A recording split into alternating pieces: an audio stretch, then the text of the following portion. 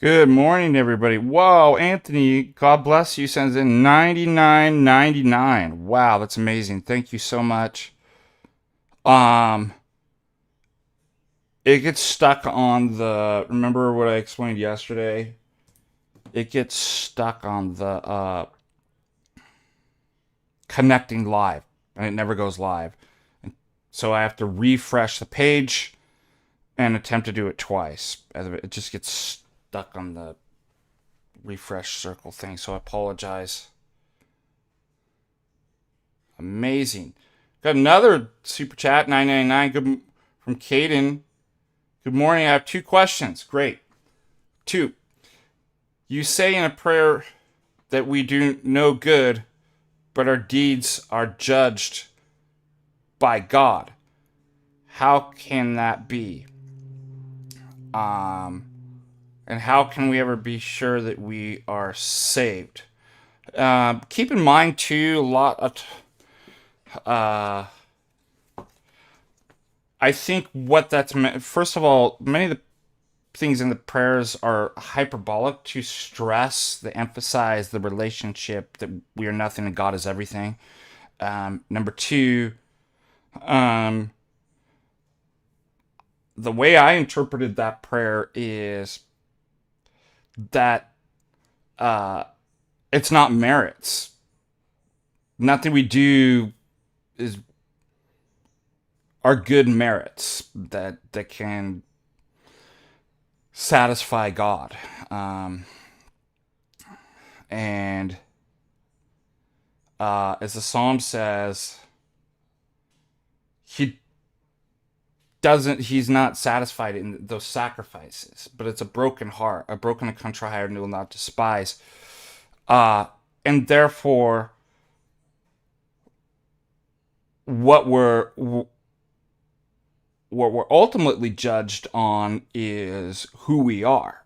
And who we are is determined by the acquisition of virtues or grace. And virtues are vices. And virtues or vices are acquired by actions and deeds that you do. And so, yes, you are judged on your deeds. Because that determines who you and what you are. And no, you can never be sure if you're able to be saved, because if you were, you would fall into complacency, and so God hides that from, and you wouldn't grow in virtue.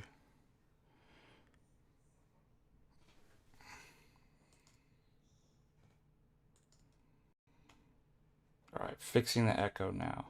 But good question. So think about it this way. Most of these questions you ask can answer be like yes and no. We do no good deeds. Yes and no. Depends on what you mean, but because when you say yes and no, it allows you to make distinctions and qualifications and nuance. Are you judged by your deeds? Yes and no. Not in the sense of like merits, like I'm sorry, you only did. See, this is what the Roman Catholics and Protestants get wrong: is salvation's not about a mathematics equation of merits. Because when they talk about works, they're meaning merits, like you add up. And that's why they actually think, the Roman Catholics, there's a super indulgence of merits stored up in heaven, which you can tap into. I call it ethereal heavenly Bitcoin, in which the super irrigation of they have an abundance of theological Bitcoin that you can basically go, hey, could you give me some of those, and to balance the equation. So when we say you're not judged, Like, there's nothing you can do, right? There's no amount of merits, right? You can't be like, well, God, I did 10,000 merits, but there's these demerits. So that's when we mean, like, no, there's no good works that you could do. However, there are good works that you do, and that's exactly what you're judged on. So you clearly, even from Scripture, like it says that, so that's why you have to give a yes and no answer. Well, it depends on the way that what those words mean. They mean different things in different contexts.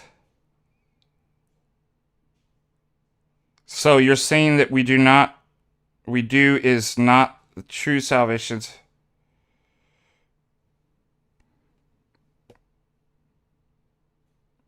Yeah, it's ontological. Are you made righteous? Now, you can't make yourself into anything without actually deeds, right? And working at it. But you're not made righteous and become righteous because you did a number of deeds. Like, does that make sense? And you can't do, yeah, that's the other thing that it's emphasizing too, is that sort of like autonomous epistemology, apart from God, right, working with God, you can't do anything. So he's the primary cause, but he allows you to be a secondary cause to work synergistically with him. But if you remove God from and you just do works, like, that doesn't mean anything. I always like to say too, if you think about it like a rehab program, salvation's a rehab program. It's not a courtroom. It's not add up all the points and the score and stuff like that.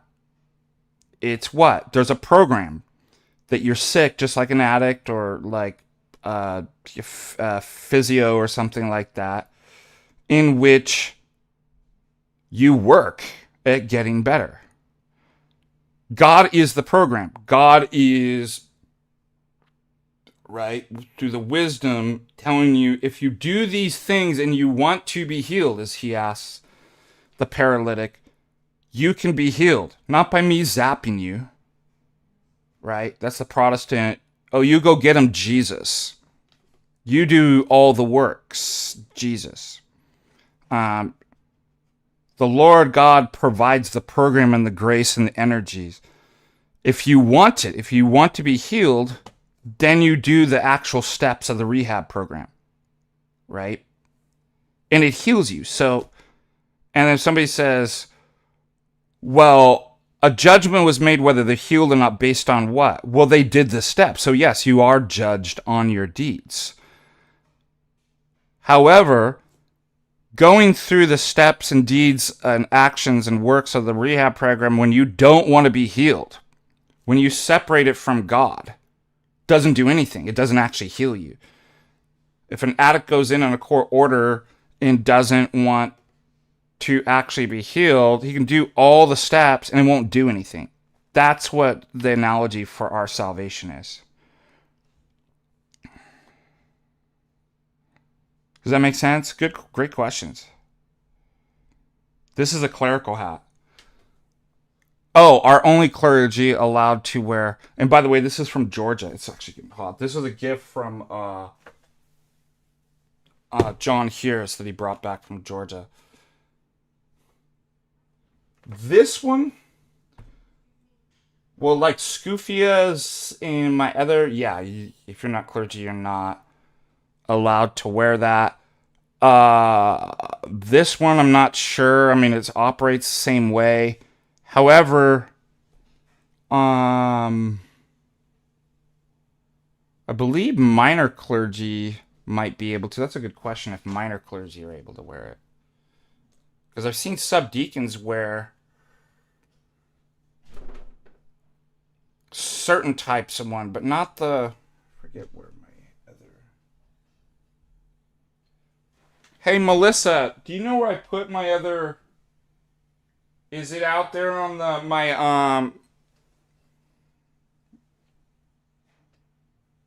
man, I don't know where I put it.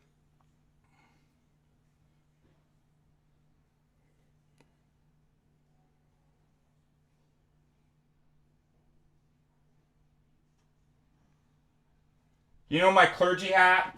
What? I had my clergy hat, and before I went up to Kalispell, the last time I had it in my suitcase. I don't know where it is right now. Because I was going to show you. Guys, thank you for turning the air on. It's getting... Let's see if we already have super chat questions. Thank you for your prayer stream. Jay Britt, $5. They're very appreciated. My wife and I. Good. Are you familiar with Dr. Farrell? PhD in Patristic from Oxford. Yes. Incredibly diverse body of works. Time is... Yeah. I like some of... actually, I'm trying to remember. I used it recently in a paper. Man, this is my ADD. It's better. I mean, I can't stop thinking about where I put my hat.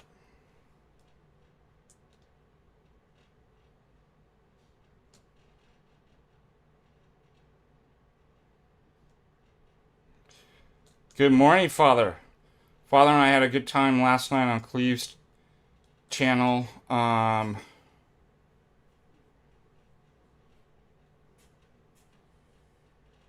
Somebody asked this. In the same sense that miracles do not prove the truth, works do not make someone righteous. Yeah, works outside of the grace of God. Basically, and that's what Ephesians 2:8 is actually saying. It is by grace you are saved through faith, not by works, lest any man boast. But it is a gift of God. First of all, grace is God. Father, you could tell me this too. I don't believe... I mean, like anything, words can mean different things. Sometimes grace means unmerited gift. But I also know that grace is a divine energy.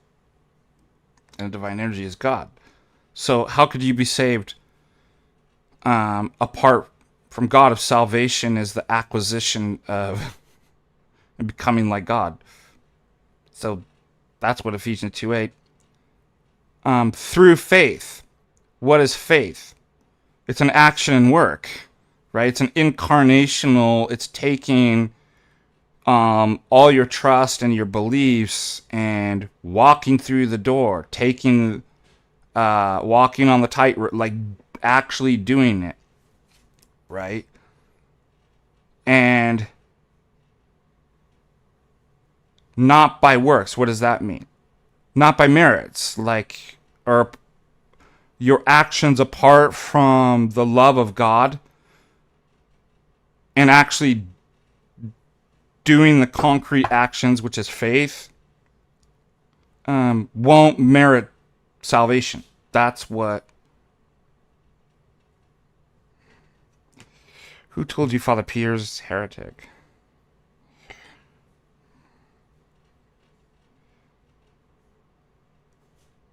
Oh, wow, good. Look at this. Father Ron says, grace can here's a third meaning, can also be a gift of his teaching.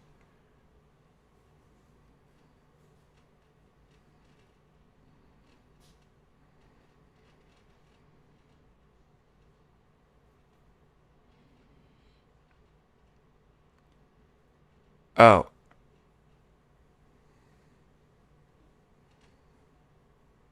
Yeah, so why is this Greek priest in Toronto, why does he know more than all the bishops? I'd pit him against the bishops. I'd be like, you're anti... so you got to frame it a certain way. So you're standing against the authority of the bishops. Who's a heretic now? Because do you think that...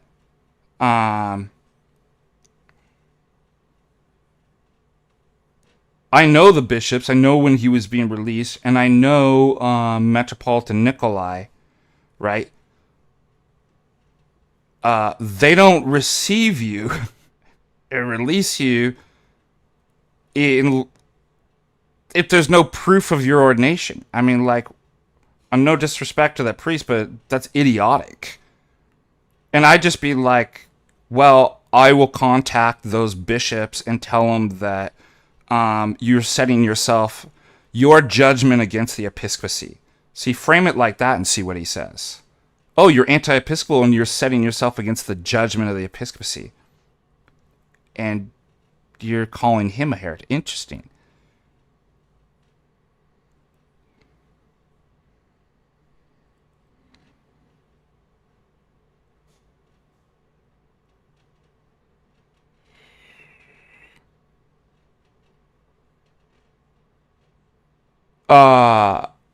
It was Seraphim of Pyrea. That was his. And then there was. He was released under the, I believe, to the Moscow. No, I'm trying to remember how this goes. I'm trying to remember if it was released to the Rokor or no, Moscow. There was something obviously that was done, and I don't think it was his fault, in which Rokor basically said, no, this isn't correct on how the release, and so it wasn't released. And then Metropolitan Seraphim of Pyrea was like, well, he isn't mine because I released him, and there was this back and forth. And it wasn't until and it was actually my dear friend Father Julian that kind of stepped in and really kind of, because none of the bishops want to kind of touch that. It's kind of almost an unprecedented. It's like, well, he didn't do anything wrong, but there's this weird situation. How do you solve it? Like, I'm not a canon lawyer, and it was almost kind of unprecedented. And so what happened is my dear friend Father Julian, who's the dean and under the Metropolia of at least the South, I mean, he's in Texas, kind of stepped in and really helped Father Peter and spoke to Metropolitan Nikolai's bishop, and Metropolitan Nikolai spoke with and did it correctly and received from Metropolitan Seraphim of Pyrea. So bishops aren't going to be like, well, I don't even know if he's a priest. I'll just take, like, I mean, how stupid.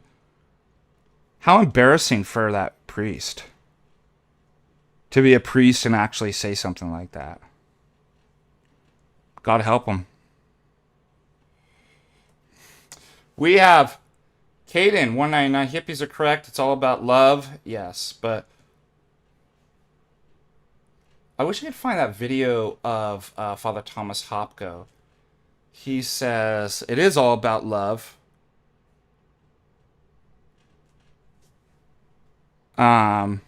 He's like, who doesn't love love? Everybody loves love. The Beatles says all you need is love, but love who? Love how? Love where? Like, all those things make. That's why, I think liberals and the left purposely use kind of vague words, like, and I've talked about this with postmodernity. Words for the postmodern and the kind of liberal are not meant to be exact. They're not meant to communicate and be precise about communicating information and facts. They're spell words. They're amorphous, right? They're everything. There is no truth. It's a post-truth world in postmodernity, and so if there is no truth, then it's power struggles.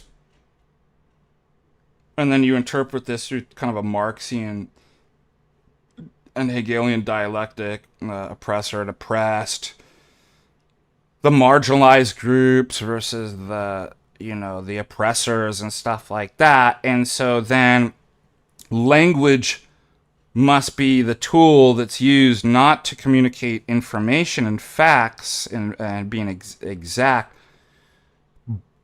but to kind control and to take power over the bourgeoisie and the oppressors and stuff like that. So what do? You keep it purposely vague. Love means whatever you want it to mean. You can change it. It can be, so you purposely keep it vague. Double think, yeah, all this.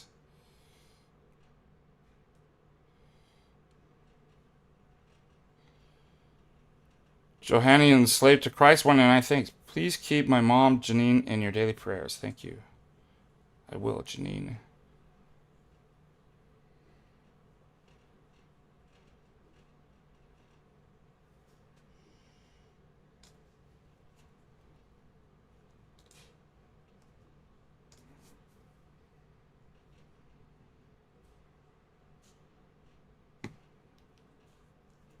All right. Good question about salvation.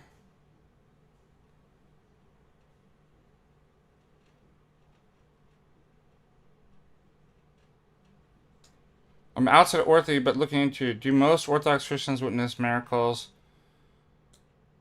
in the supernatural sense? I know the Eucharist being...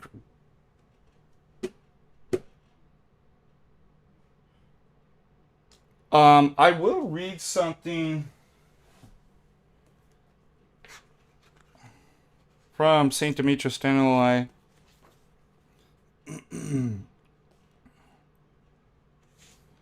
It applies to this. When you say supernatural, right? This will apply to what we call natural revelation and supernatural revelation. The Orthodox Church makes no separation between natural and supernatural revelation. So we could say that. The Orthodox make no distinction between natural and supernatural. Natural, or natural revelation, is known and understood fully in the light of supernatural revelation.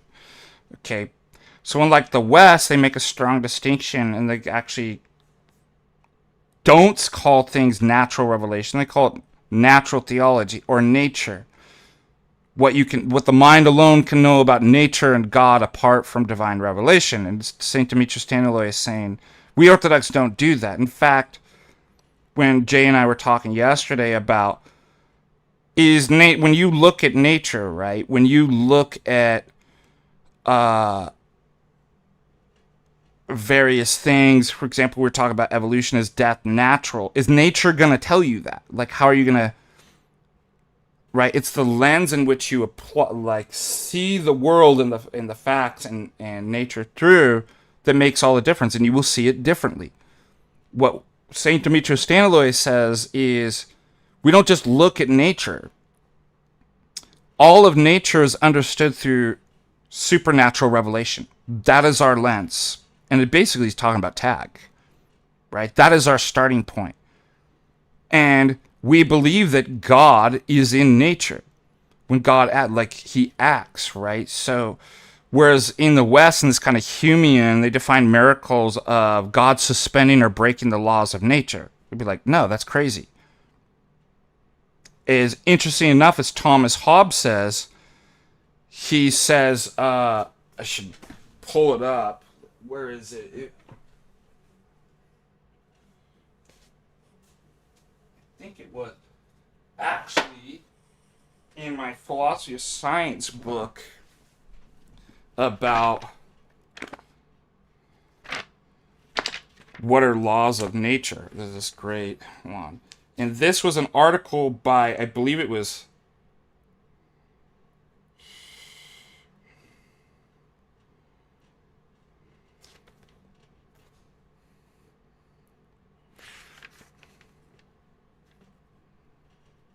One second. AJ Air. 808. I have to get my glasses on here.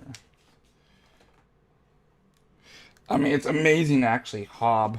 So, AJ Air is talking about what is a law of nature.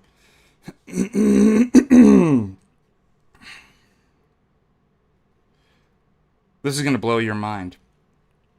So he goes from like kind of natural laws, right, and saying they're kind of derivative of the dictates of reason, political laws and stuff. Then he says that itself is derivative of this. He says in one place he speaks of them as dictates of reason and adds, men improperly call them by the name of law, for they are but conclusions of theorems concerning what conduceth to the conversation in a defense of themselves. Whereas law, capital L, properly is the word of him that by right hath command over others. Right? As delivered in the word of God, that by right commandeth all things, then they are properly called laws. Isn't it amazing? Thomas Hobbes says that. So, it doesn't make sense to say miracles are suspending of laws, or breaking of physical laws, because law properly is the word of him that commandeth and has the right. It's God can never suspend or break. All laws are derived in a reflection of him who has the right to command. So isn't that interesting? So this distinction again of, there's natural and then supernatural is kind of the things that are in contrast to the natural, doesn't make any sense to us Orthodox. It's like, well, first of all, everything natural is divine revelation. God is eminent in his divine energies, right? Furthermore, we only understand nature in light of supernatural. So in that sense, a miracle isn't a breaking or suspending or Father Ron,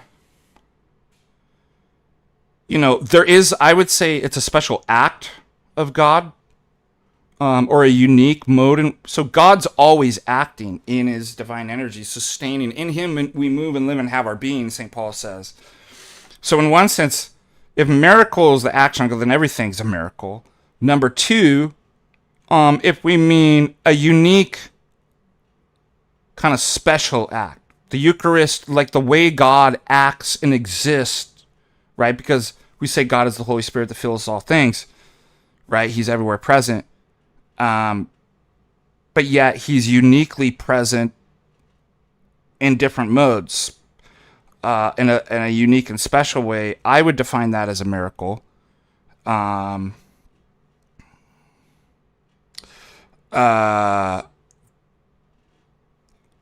When we talked about St. Peter on the Christ was walking on the water,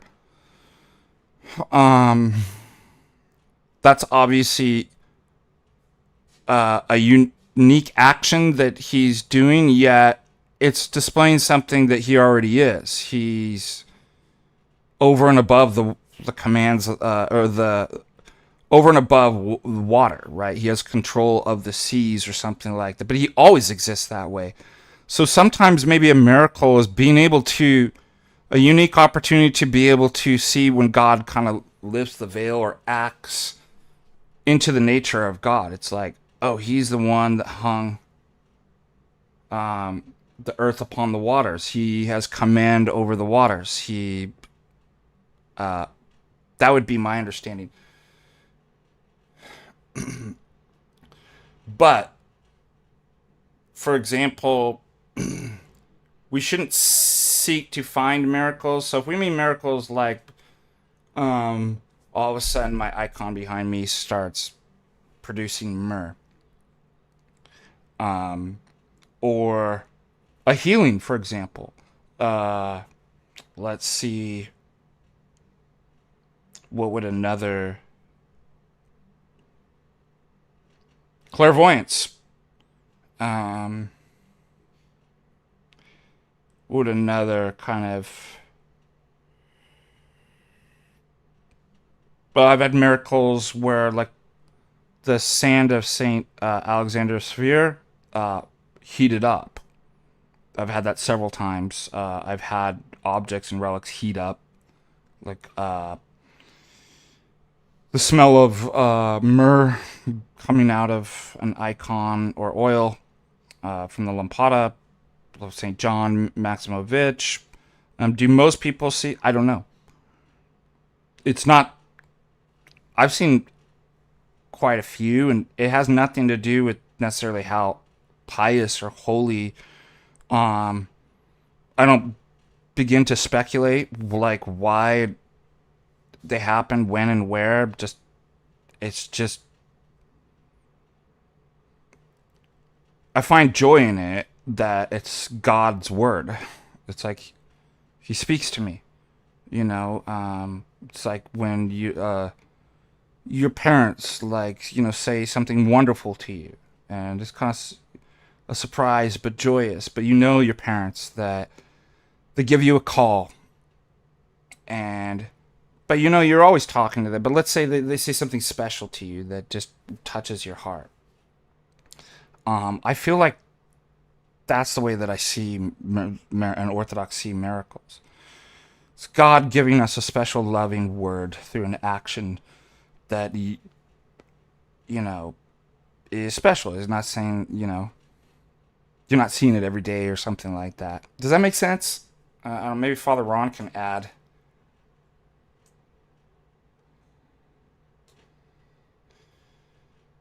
Not so strong. $20 says, thank you. I don't have any real questions, but appreciate what you do. Thank you, Father. Thank you.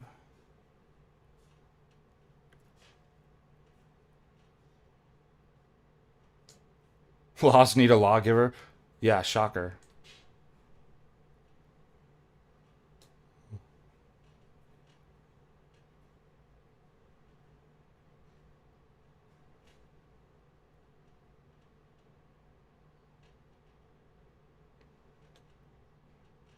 And what's interesting, I've done streams on ask people what a law of nature is. That's why I did a whole lecture on it. They have no idea what they're talking about. They just parrot these things. In physics, in science, law is not regularity.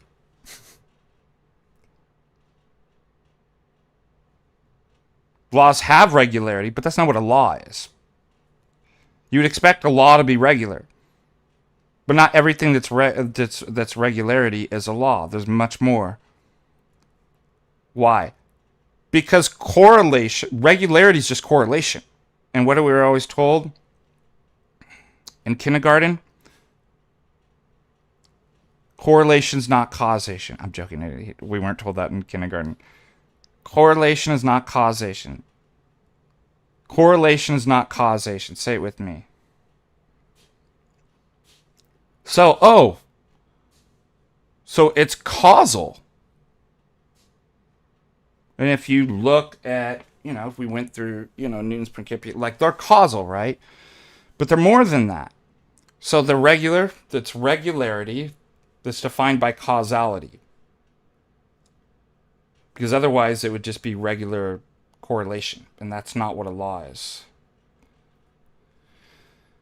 But it's not simply causation either. It has a modal status.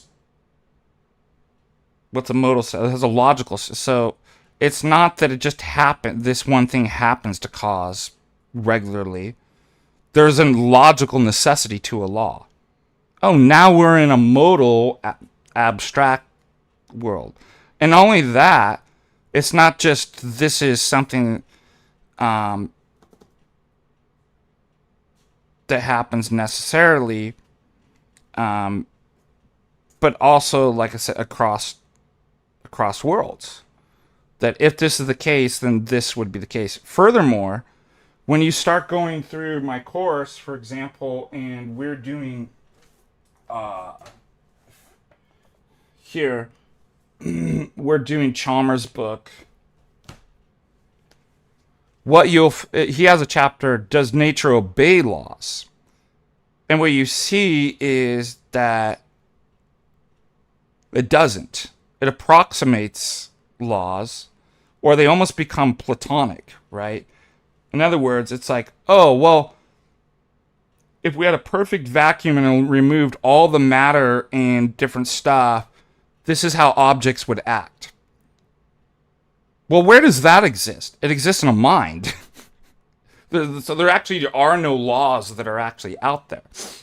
A law is um, a modal kind of abstract perfectionism, right? Of like, look, in other words, if there basically wasn't matter, because matter is imperfect, this is how imperfect matter would act. Isn't that hilarious? So it becomes kind of a Platonic form or rule in which you view the world, in which the world never lives up to or actually obeys. But if it wasn't material, the material would. Isn't that funny? Nobody even knows this. This is like philosophy of science stuff. They're just. And then we get into, well, okay, and those are only. So we're already in the mind, right? As Thomas Hobbes says, like, the dictates of reason and stuff like that. And it says, but properly speaking, that itself is only derivative of what? God. The one who has the right to commandeth, right? So this is why I make with the formerly called tag argument, now called AA, the apophatic argument, or the rehab program, AA, that either there is a personal God who creates laws, right? Creates the world, right? With his intention. There's intention behind the regularity and causality and everything going on, and the empirical world, physical world, approximating, trying to live up to these kind of laws in which he sustains, or there isn't. You have an accidental laws. How can you have an accidental law? In other words, as you'd ask that question, a law without a lawgiver. But even before you get there, like, there's no accidental laws in physics. That's just a stupid oxymoron.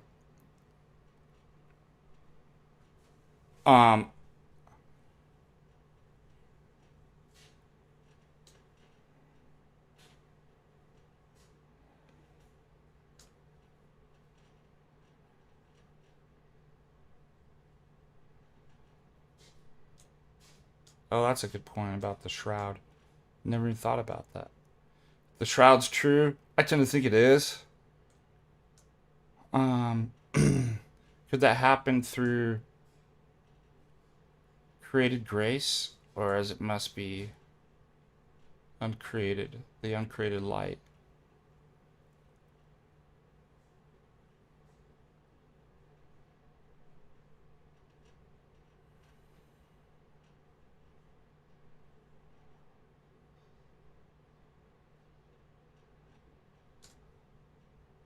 Um, Postmoderns go beyond nominalism.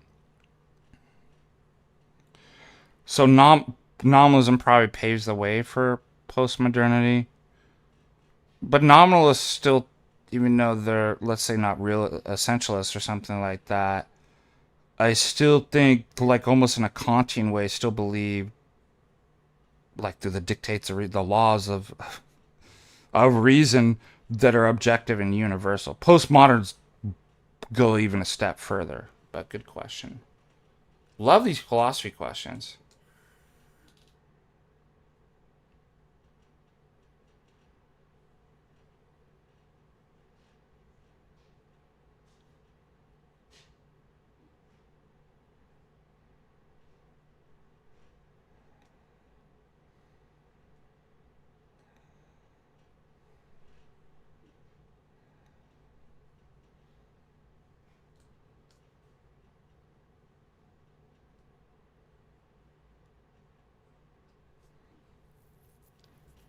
Um, yeah, so, me going through that.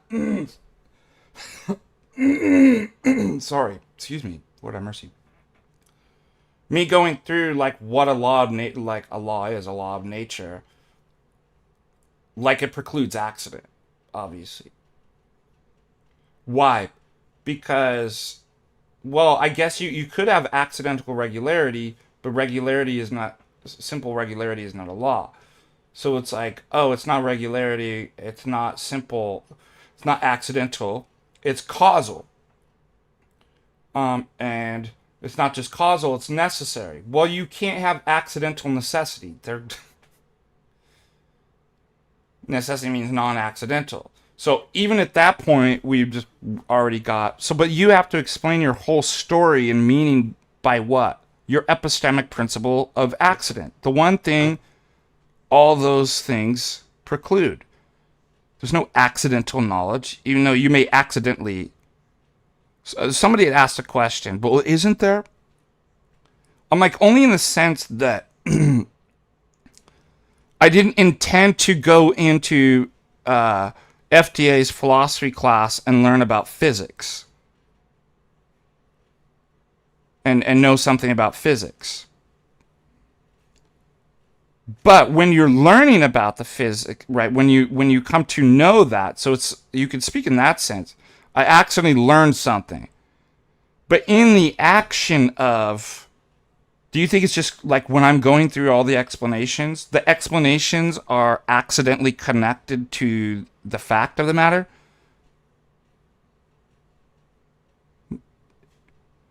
If that's the case, it's not knowledge. None of your explanations and reasons were essentially connected to the true belief of it. In other words, they weren't justifications. I just heard a bunch of noises and stupid statements, and I came to accept a true belief. Well, that's not knowledge. If you accidentally guess the right answer because you do some stupid thing that's not even connected to, like rolling dice or something like that, that doesn't mean you know it. It means you accidentally got it. So no, in the actual act of learning the reason, right? Because knowledge at least has to have what? Well, it has to be true. It has to be a belief, true belief, with at least a justification. A reason or a belief, rightly situated belief, that's logically connected to the true belief that you're holding. So if you have other reasons that, well, I believe 2 plus 2 is 4 because,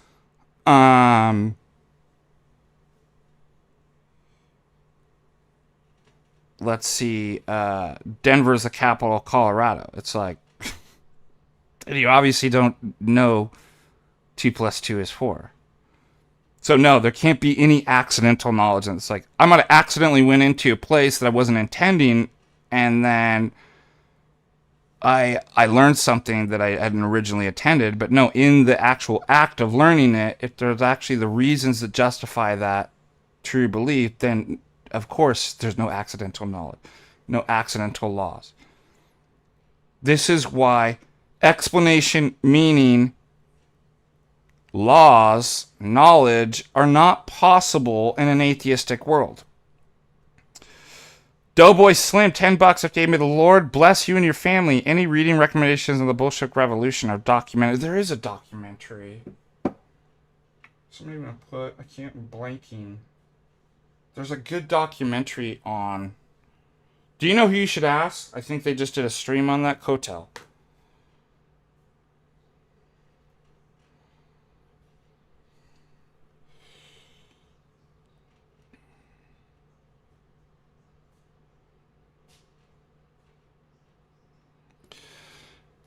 Okay, let's figure out this question. Blessed morning, FDA. I apologize for this low-tier question. How do you explain that just because there are truths that apply only...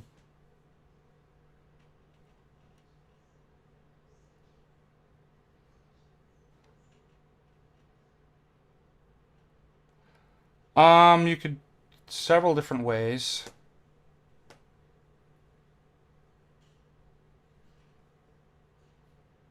You could do it grammatically. What's being modified? So you could just say, look, you're just having a linguistic problem, category error. There's truths that are like, apply to subjects and then objects, things that, and let's give an example, just grammatically. So that's usually the way I go, is that when persons get confused, I'd be like, you're confused on your grammar. Like, you actually have more fundamental mistakes going on. And this is why, with the trivium quadrivium, one of the things that's so important for philosophy is that you learn the trivium quadrivium. It's that you can't do philosophy or theology or ask these questions unless you learn how to read and write and understand grammar. So, if I make a claim about the taste of lutefisk, where does taste exist? Because that's what's actually grammatically is the subject, right? So there's some truth value of the proposition that's talking about whatever the subject. The subject is not an object. It's a quality in the person, the subject, taste. You don't walk outside and step in taste or trip over taste. Okay? So it'd be like, that's a claim about something subjective. Just grammatically, it's talking about the subject, what's in the subject.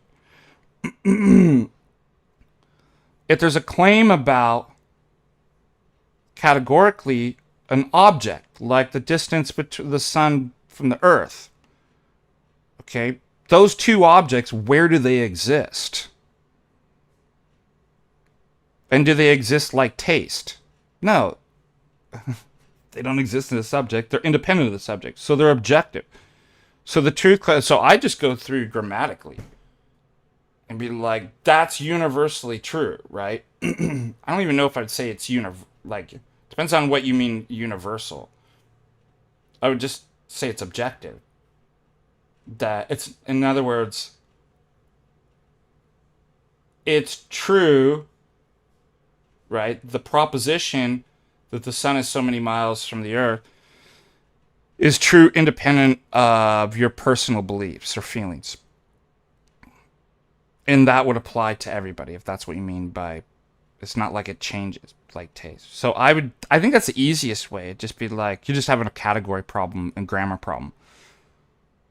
There's other ways too to say, because the impossibility of the contrary, to say there is no objective truth as an objective statement. That's the other way to go. All right.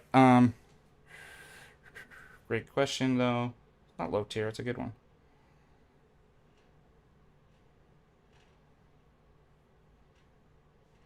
If you haven't subscribed or liked, please do. I really appreciate that.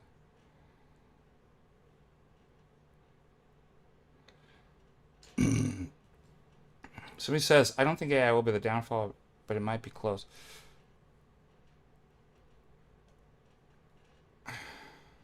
Here's the problem. Let me have a qualification to this. If you took me back 20 years or a little farther and told me about, there's this new technology AI gonna come, should we do it? I would say no.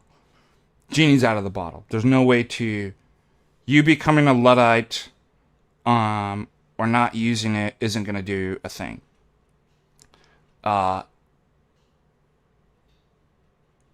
We are not Manichaeans, right? It can't be evil. It's not an evil substance. Evil doesn't have a positive existence. It presents some serious problems, and it can be used for evil, and it can become evil by slipping out, like as Heidegger says, techne is the tool, the artisan, right? What happens when it slips out of hand? It becomes like bad things can happen. Okay. Does that mean you never use it? And like, no, Father Paul actually says, well, the more Orthodox use it in an appropriate way, that's part of, it will change it. I think we need to have really strict boundaries and conversations about, but it's impossible to say like, And I think it's wrong to be like, oh, it's evil. Like, what are you, Manichaean? Like, that's crazy. Um, there's a lot of bad things, and I never would have released it. Like, if but now it's out, can good things come about from it? Yes. What are we going to do going forward? What will it become? We have no idea what it'll become.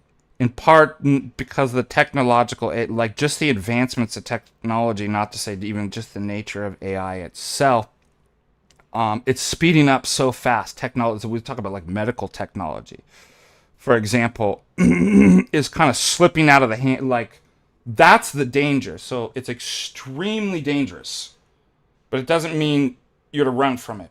That's the problem. And one of the dangers too is unpredictability.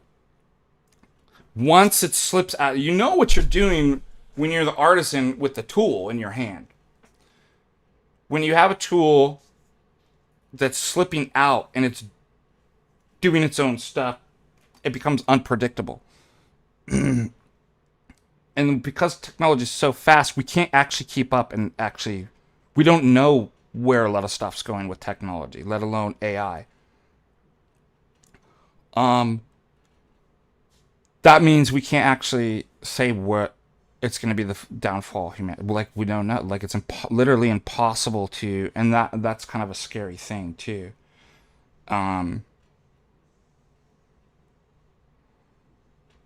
that make sense?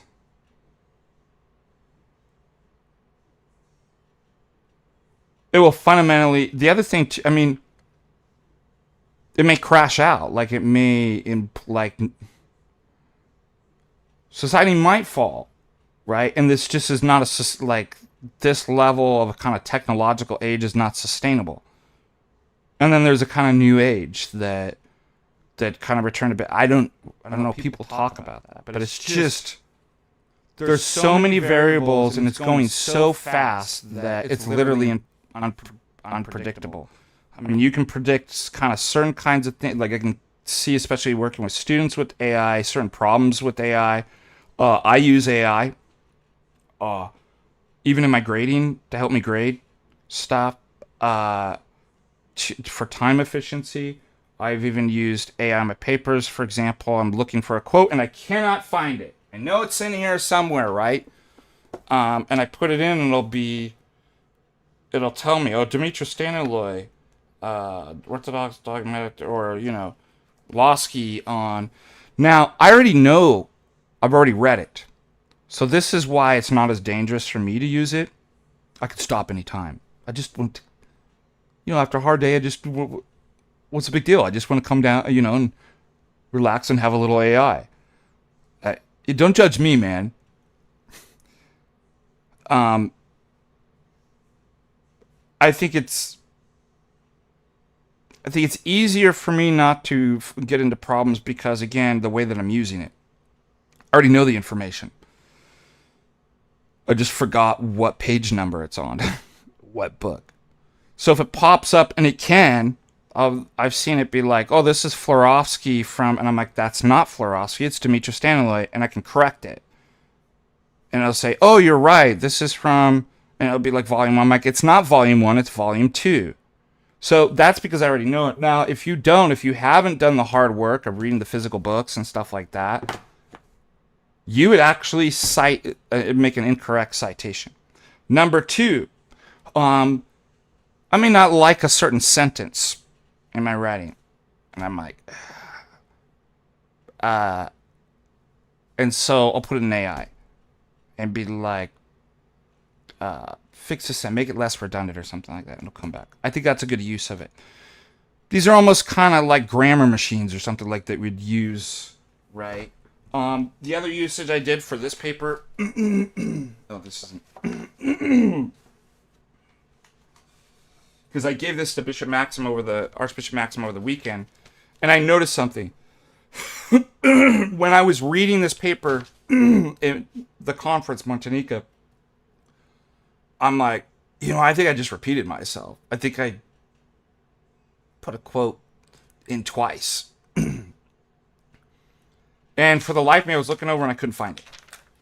What did I do? I copied and pasted this all in ChatGPT, and I'm like, is there any quote repeated in here? And voila, it pops up. And I'm like, good, I took it out. That's a good use of AI. What's a bad use? Having it write your paper. Because you actually don't know. It will take you down the wrong way. I've seen this happen. If it stifles your learning and growth and intelligence, performance, it's bad. Right? So this is why it's much more dangerous for students to use. I'm going to have than actually professors. It's like, I already know the material. I just have a bad memory. And I have time constraints. So it's not a cheat. Like, I feel like they're using it cheating and it ends up cheating because they're still in the process of learning. And they're using it to replace learning. That's not what I'm doing.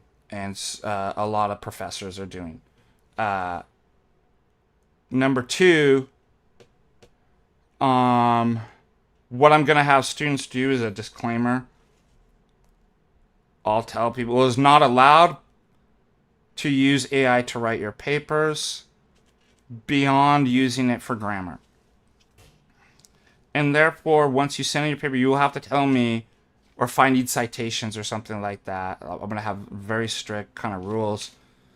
When you submit your paper, you are going to tell me, did I use AI, and if so, in what way? Now, people, I'm saying I'm not using it for learning. Students are. I'm still learning. When we professors typically use AI, we're not using it to learn stuff. It's usually time efficiency, check for grammar, restructure a sentence or something like that. So does that make sense? I've already learned all that stuff. That's why it's safer for me to use it.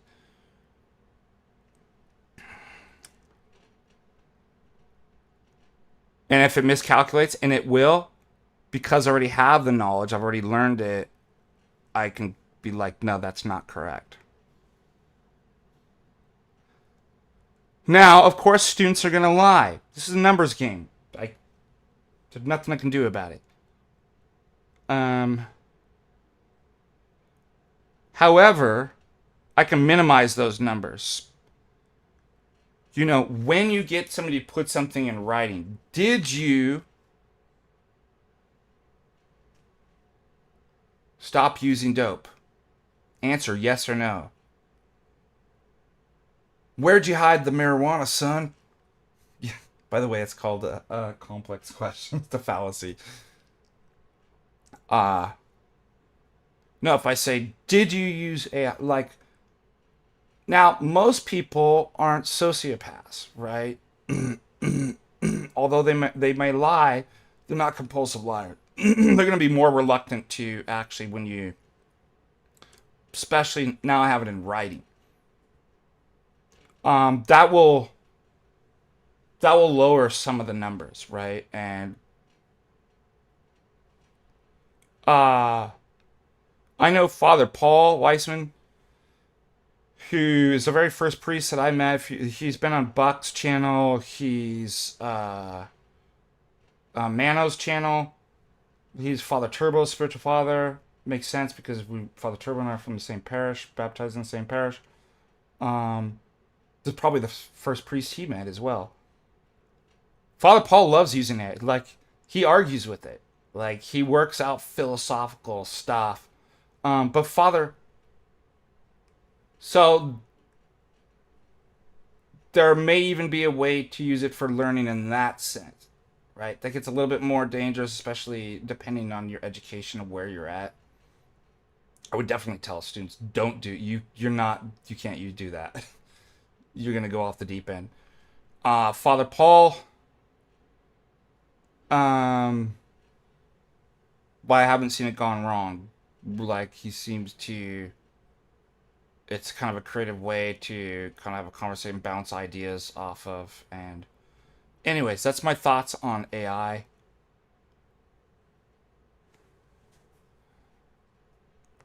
honey and tea sound.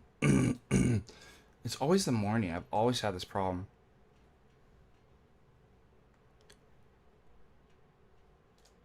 But I just feel like everybody's so full of fear. Like, oh my god. I mean, how many questions have we had? And you know what? Actually, that's a symptom of Z generation. They're the most terrified, fearful people I've ever seen in my life. It's really sad. And their parents did that to them. Everything's going to kill them. They're going to die. You're going to be sued. You're going to... Right? Did you know... So, my nephew doesn't like to be called a Zoomer, and he's a total Zoomer. He's like, I don't know why you keep calling me that. Because he likes to think that he has more in common with, like, Gen X. Not millennials, interesting enough. But I'm like, you're a Zoomer, you know? No, you don't drink alcohol. Zoomers are like, they literally think that if they drink a sip of alcohol, they're going to become alcoholics. So they don't, like, go look at the statistics on. The one thing that is actually, unless you actually become an alcoholic, right? And you're like, I can't drink. I have like, you actually do become a problem. I find it weird. One of the most integrated cultural and social things, even our Lord uses it. You don't want anything to do with. Like, that's a weird, it's like anti-human. Like, it's like the one thing that's common throughout all of human history, and even becomes a right, used as a sacrament. Like, you know, the wedding king and be like, no, not for me. I'm scared I'll become an alcoholic. Yeah, kid. It takes hard work to become an alcoholic. People have been working on it their whole lives. So, but this thing about the AI too, like this fear of the, like they don't want to touch anything. Like they're constantly, and it's just like, what is the matter with you? Like, why are you such a, like, scared of everything? We know why.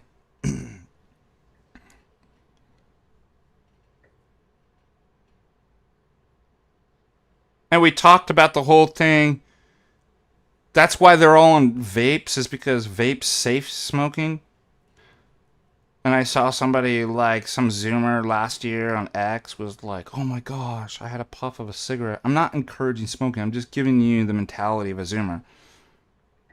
Am I gonna die? Yeah, like that's, see what I mean? It's like one. So this kind of neurosis develops, I think.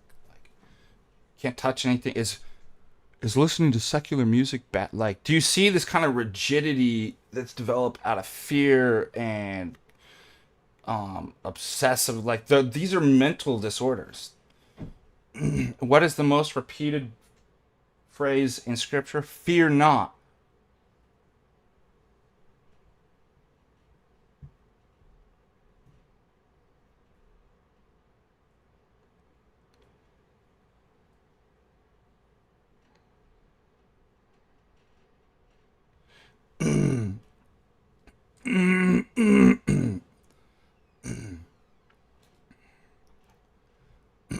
Oh, I have a ginger too, actually. I've melted them in water before too.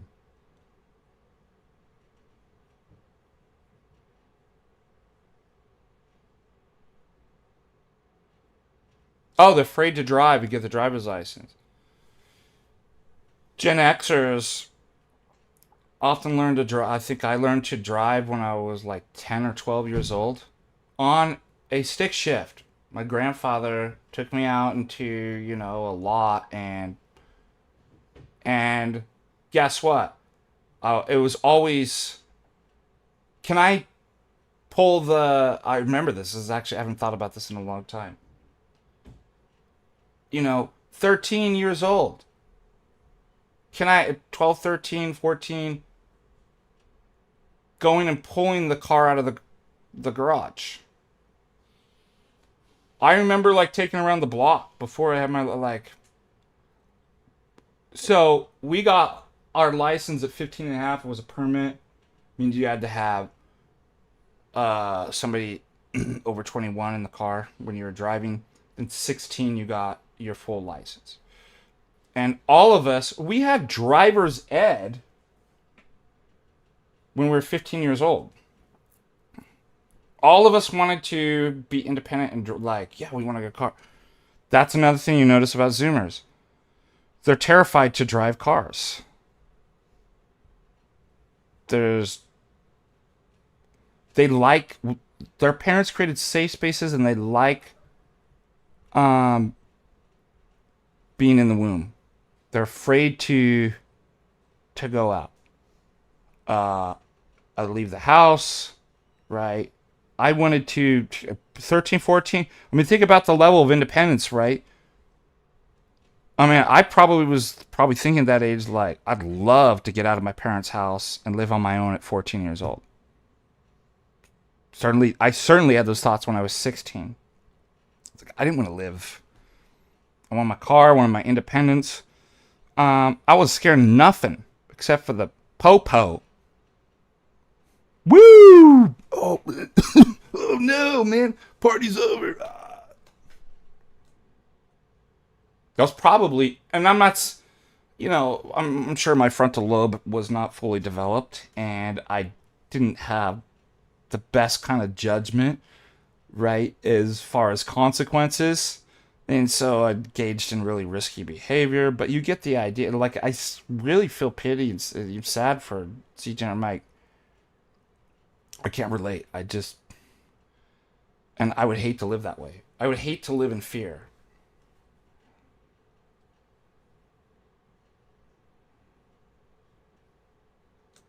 So what's the solution to Gen Z? Drinking. Don't you feel like they would lose their inhibitions and fears if they drank more and be like, we'll just drink up, son. Can I drink some more?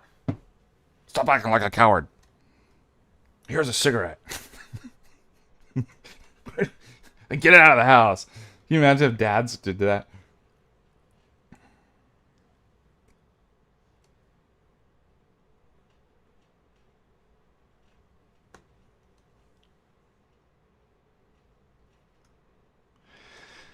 Animal is it's not an either or.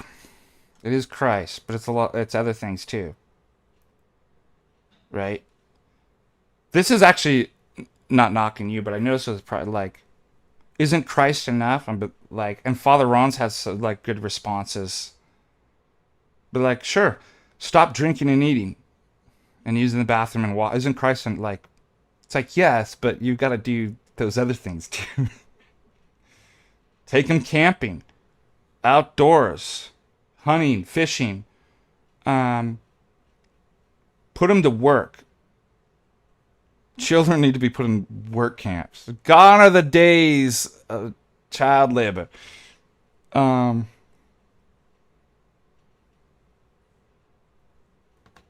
If they can build something and make something. First of all, if I had kids, I wouldn't let them play video games. I'd be like, this house does not play video games.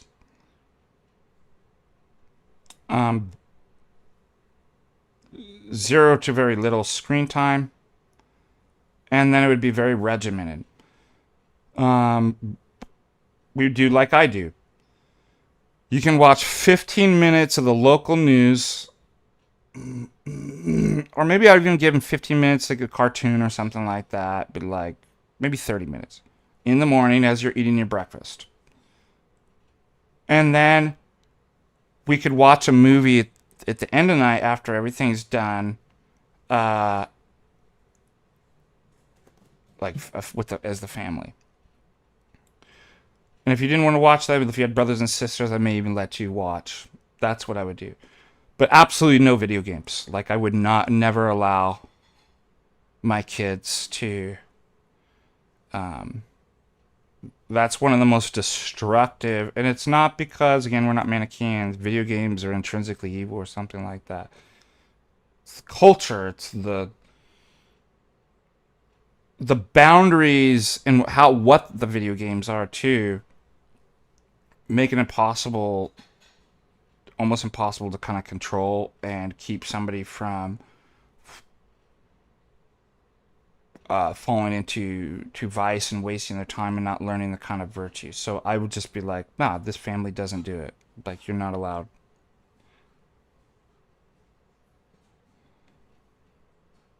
How old do I have a screen phone? Oh, you're asking Johanna.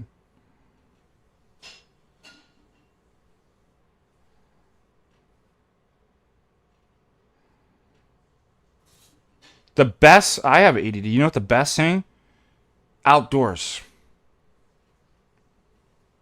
It's the best thing with somebody that, and first of all, I don't believe ADD is a disorder. Uh, it,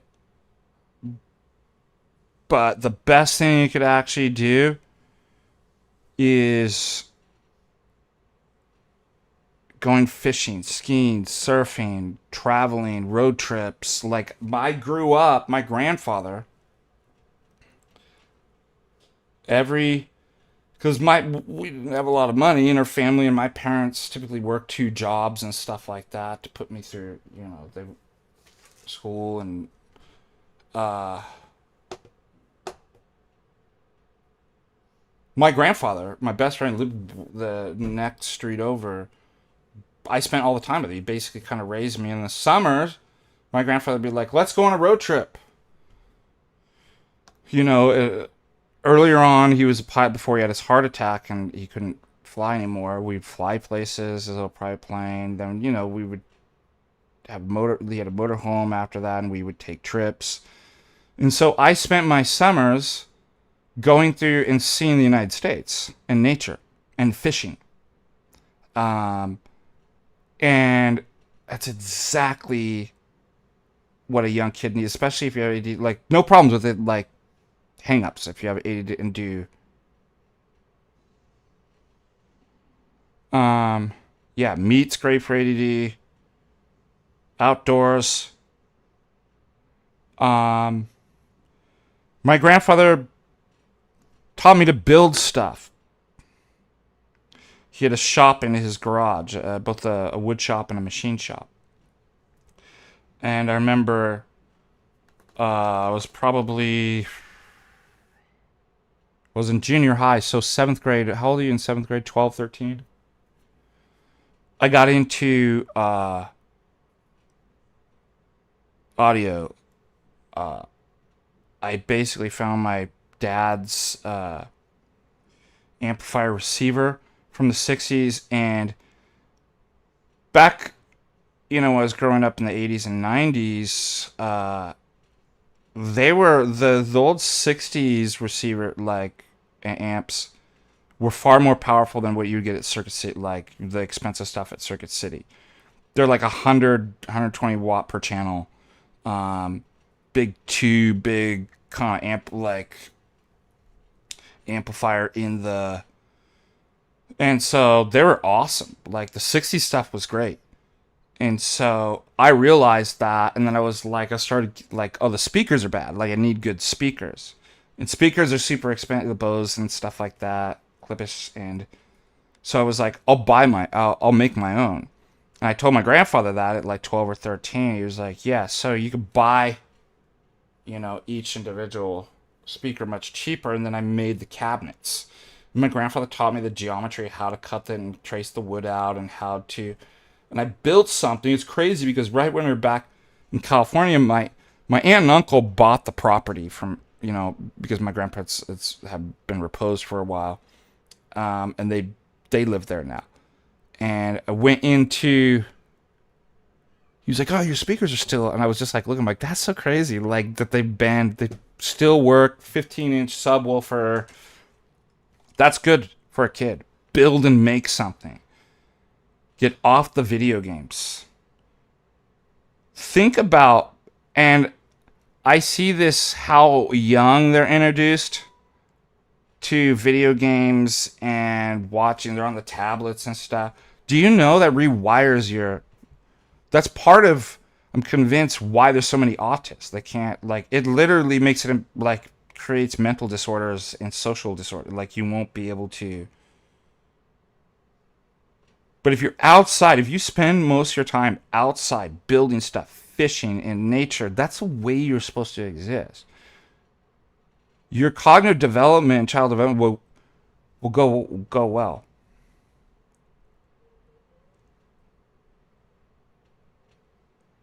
I was told my whole life ADD, and now there is no such thing as ADD. It's just a subsumed number ADHD, even though that doesn't have to include hyperactivity, which just shows me they probably don't know what they're talking about. But, oh, you have a learning disability. It's not a learning disability. Like, I know my brain now, and after reading Dr. Ian McGilchrist, I'm like, this is what a healthy brain's supposed to be. Right brain dominant. Very good left brain. I can go into the left brain, right, and go back to the right brain, but my right brain's dominant. And you told me I had a learning disability? Because you've structured a society, testing, schooling, that's literally autistic, left brain, quantitative, linear, right, STEM. That's not how the human brain's supposed to work. And then it's like, well, obviously you don't do well as an autistic, because I'm not autistic. How about that? Like, that's crazy. You're not scoring well on our autist test. But what I have noticed, speaking about inside and outside, what I've always had is a problem with boredom. Like, but then I realized something.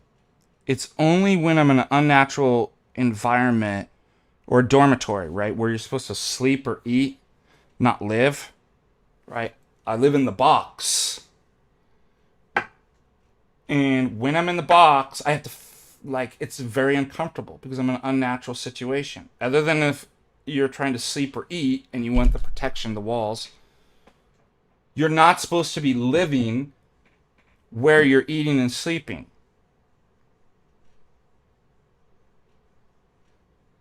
So, when I'm in the box, I feel off. I feel like, oh, I gotta pick this up. I gotta just look at something. What am I gonna do? When I get outside of the box, in the natural environment, I have none of those feelings. Oh, I feel totally normal.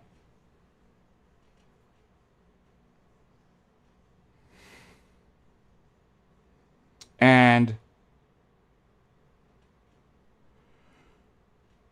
I don't feel like I have to look at my screen or check my emails or something like that. I just, with God and nature, I feel human. Okay? That's why we need our kids out. Father Stephen can play video games because he has 6 masters and yeah. You get that. Yeah, exactly. Once you've become successful in life, you want to play video games, you've grown up. Yeah, but I think, in the new regime, we'd ban video games.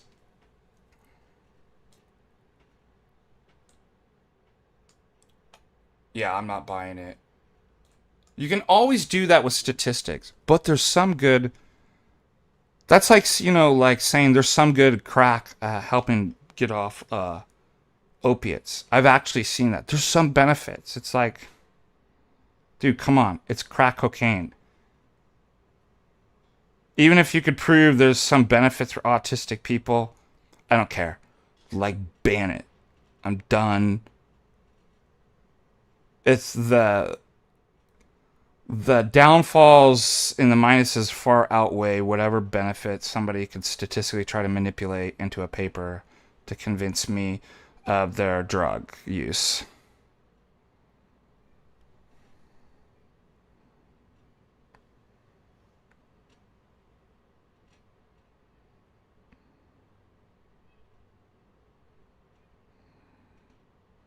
Yeah, I say something. Now I'm actually more open to that, under certain. I've talked about therapeutic use of low dosage psychedelics under physician and priests. I might allow that.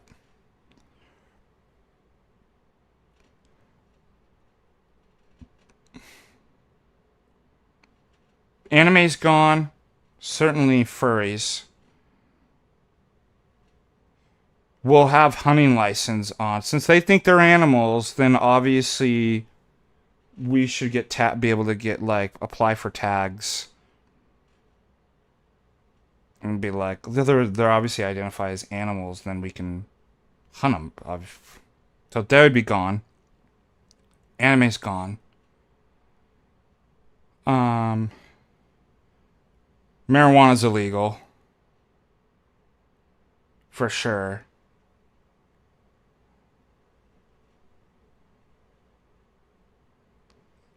Psychedelics are super demonic. Well, they can be.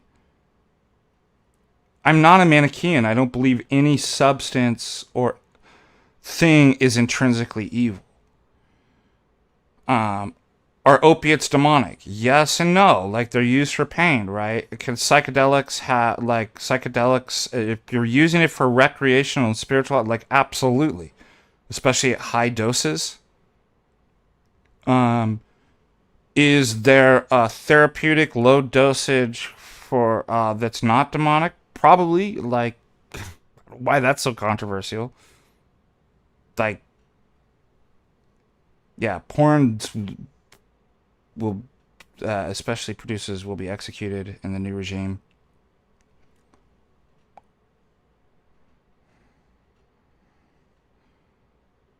But no, I don't believe any substance or any thing or matter is intrinsically evil or demonic. It can become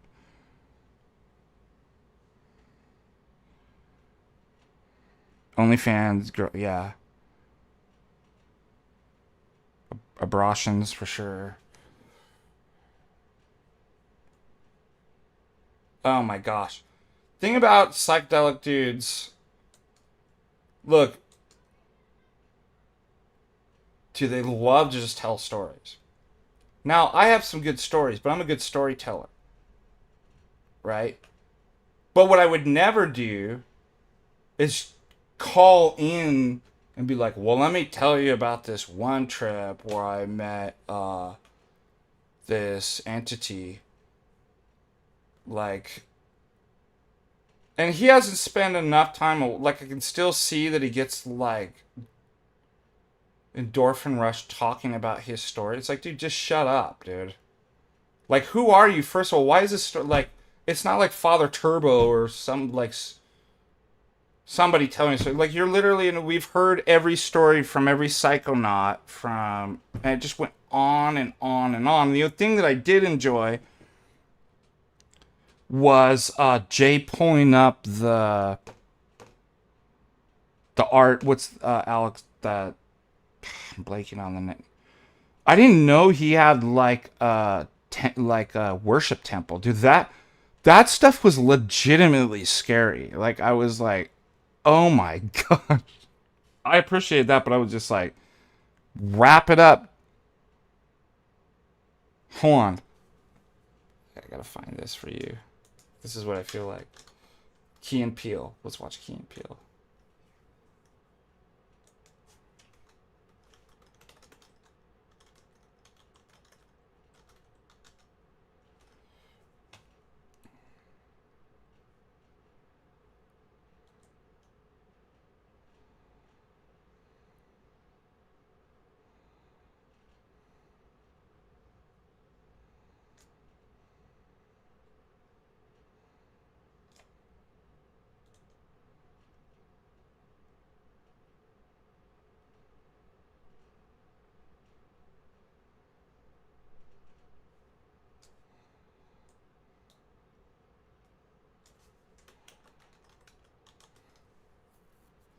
Shit, I'm not gonna find it. Because they had this thing, remember, it was like, wrap it up. Like, the guy's going on too long. Like a harangue. But the problem is, if I put wrap it up, it's pulling up all rap stuff.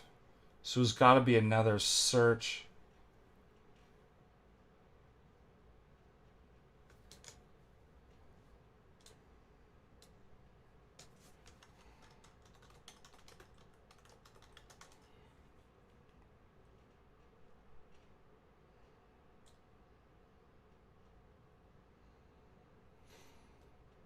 So they got this machine that basically starts playing like music. Do you remember? This was a long time ago.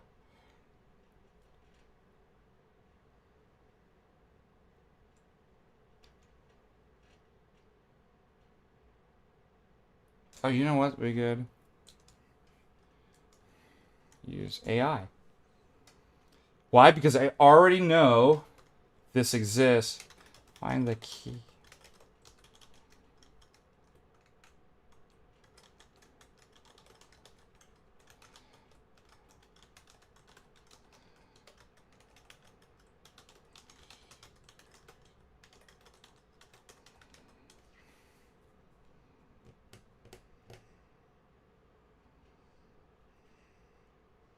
Good use of AI. That's what it's good. Never find in a search engine. Never find on YouTube. But wrap it up box sketch, yeah. Oh, it's Dave Chappelle. See? It guided me into.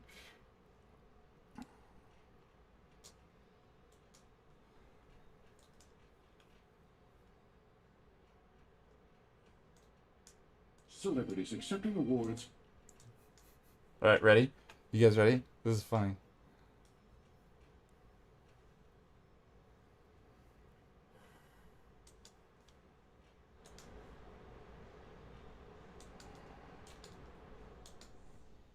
This is what we needed last night. Forgive me. See, you can never. Now I'm so embarrassed. So embarrassed. I'm so sorry about it. I didn't know the last scene was in there. But, anyways, I felt like we needed a wrap it up machine. By the way, this happens to me teaching too. Like, I love finding clips. We've detected a video in your stream belonging to someone else. Your streamer template blocked. More info. Oh, they got me. Well, it's alright. We'll cut it out. Especially because there was an embarrassing scene. But this happens all the time. I want to pull like a clip that's really like, it's good for class, and then I forget that there's some raunchy scene or like really foul, and I'm like, oh, I'm so sorry. So forgive me, was not my intention. And we're gonna have to clip that anyways because it looks like I just got my stream is blocked now.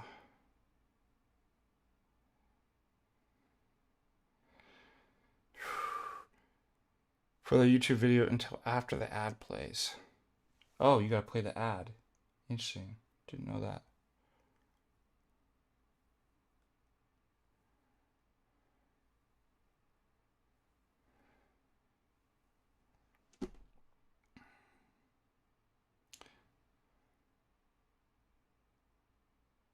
Alex Grey Temple, yeah.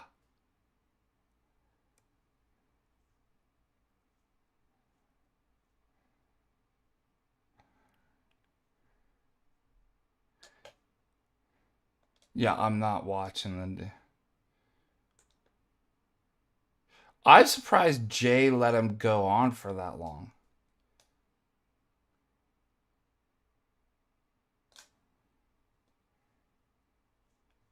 Mormon ads. Mormon space, watch space.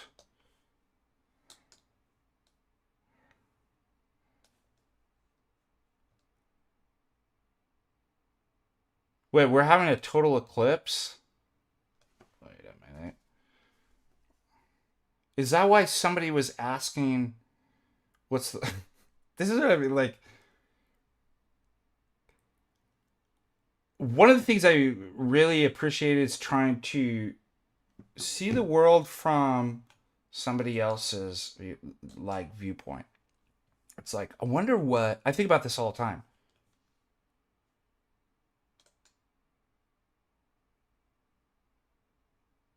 I wonder what that person, how they view the world. Have you ever thought about that?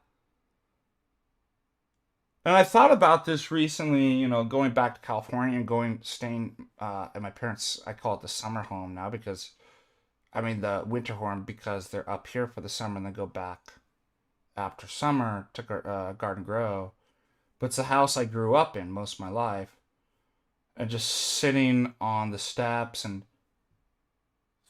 all the memories of my entire life, like bicycles and friends who lived at that house and climbing that tree and dressing up in camo and playing war with Intertech water guns, which were awesome. They like look so realistic.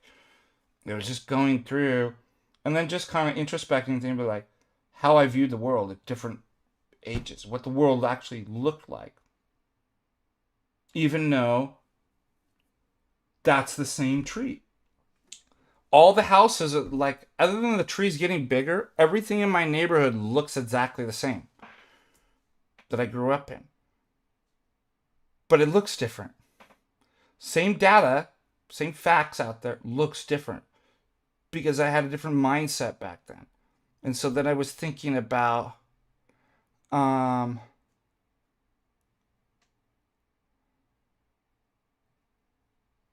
how do other people view, how do they view the world? How did they? How do they? And so some stuff I can kind of figure out. And even my parents, right? I'm like, my parents are right on the cusp. They're part of the silent generation, but not boomer. They're right on the edge. Literally 2 more years and they would be boomers, but they're right on the silent generation. And I remember always thinking, like, what was it like for them to grow up in the 50s and 60s? How did they see the world? What would the world... Well, I had a greater insight to that. It's harder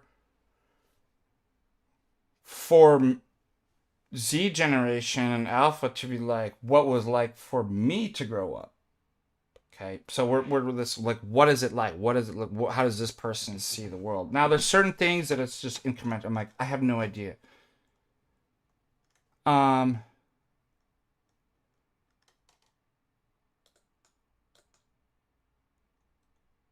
have no idea how.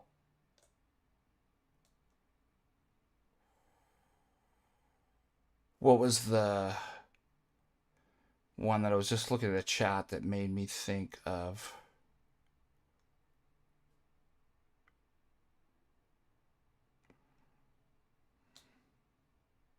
I blank now. Somebody said something in the chat that made me think of, like, how does this person, how would they see the world? A lot of it is like other religions, like,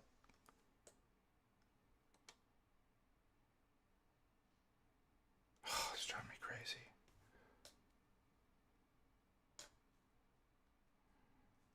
Oh, I remember. It's the people who ask questions. I'm like, I don't even know how you'd get to a place and what it would even look like, or how thinking, what thinking in this way is even like. When I get, it's, what's the Orthodox view on solar eclipses? I'm like, I don't even know how that thought could even come into somebody's head. Like, it's so far removed from anything that I've ever experienced, and things that I can't relate to. Louis should do a stream. What was another, like, it's usually like, what's the Orthodox view on such and such?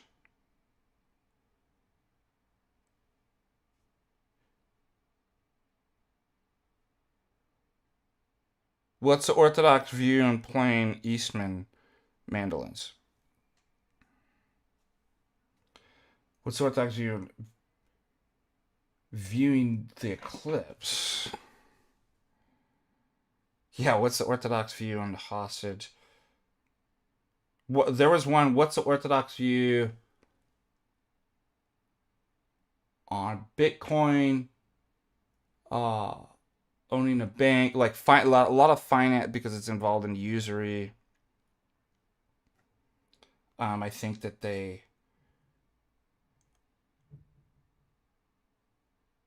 I think too, there's something autistic about I'm like, well, little do you know, there's a secret book of formulas that answers every single moral question and what the Orthodox view on.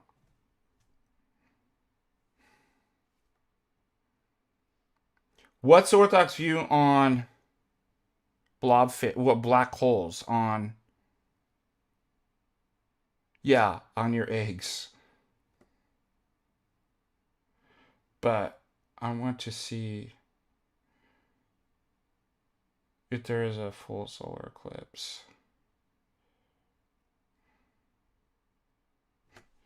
Oh, dang, dude. It's going on right now. Huh? Whoa, space.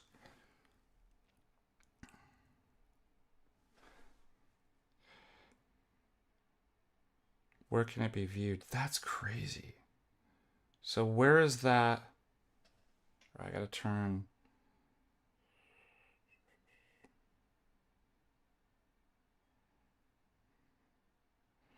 There's a thing where you can move it.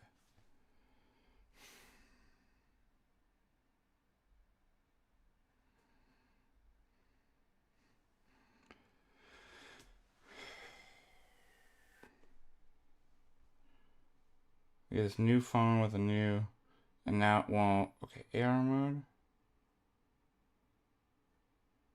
It's probably have to upgrade.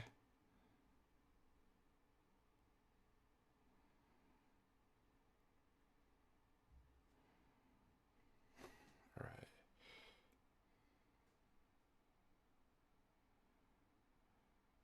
Hey, that's crazy. So you have the sun, the moon, Jupiter, and what is that? Mars? What planet is Mercury? All lined up together? Ooh! Another.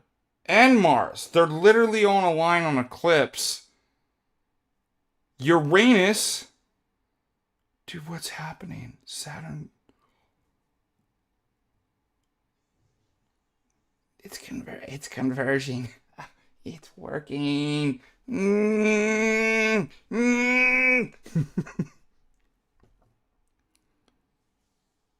Right, setting.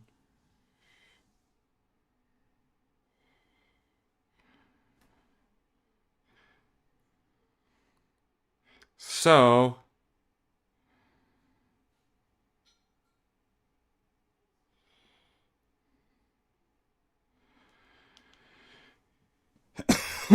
it doesn't look like it's a full eclipse here. So the full eclipse.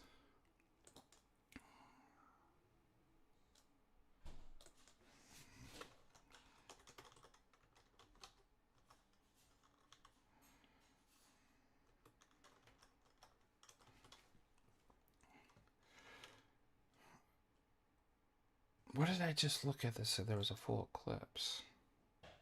And now I can't. It's saying it's a partial. That's odd.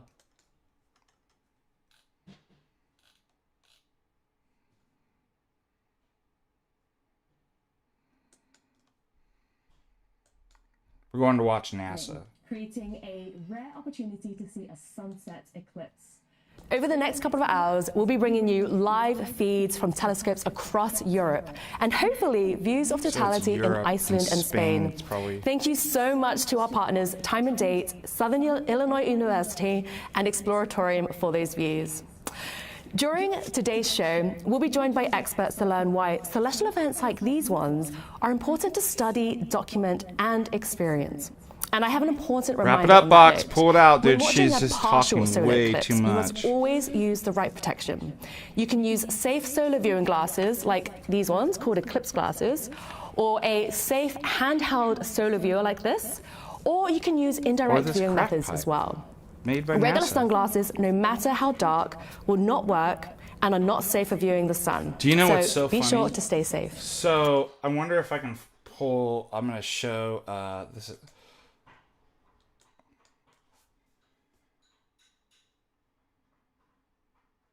My grandfather worked on the atomic bomb. Not the atomic bomb stuff, but he made these things called Nike. From the Greek word. But atmospheric rockets, he worked for JPL. But basically the atomic, both at White Sands and the atolls, like in the Weetaki Atoll and stuff, he was there, and he would send out.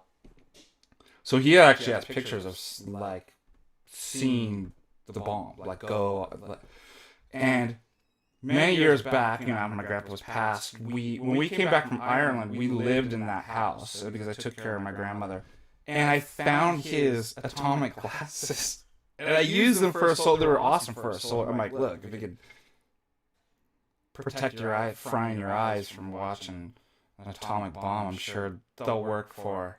And I took a picture. I gotta show it to you. Glasses.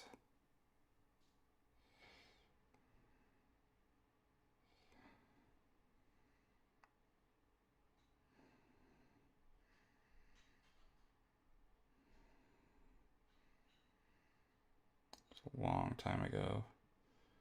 So I look a lot different. Don't judge me.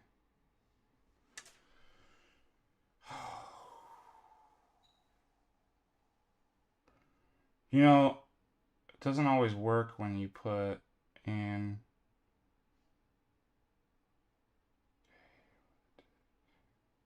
2016. Are you kidding me? All right, let's see if I can find.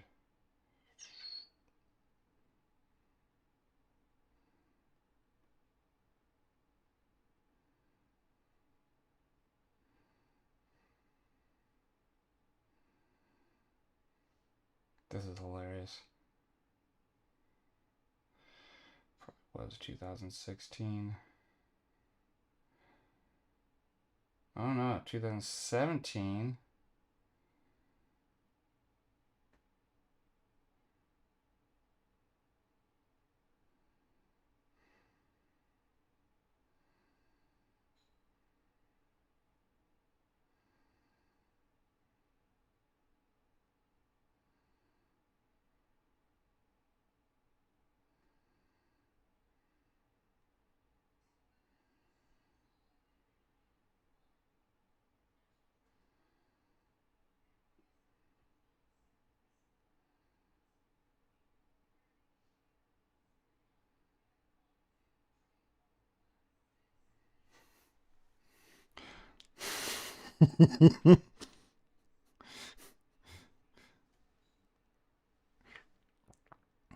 How awesome is that?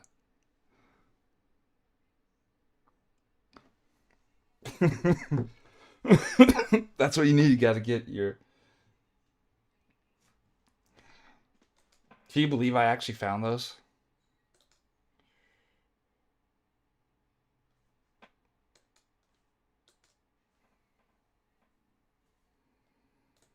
All right. Yeah, glasses for atomic bombs. Now, let's head over to my colleague Ernie Wright, who can tell us more about where the action is happening today. All right.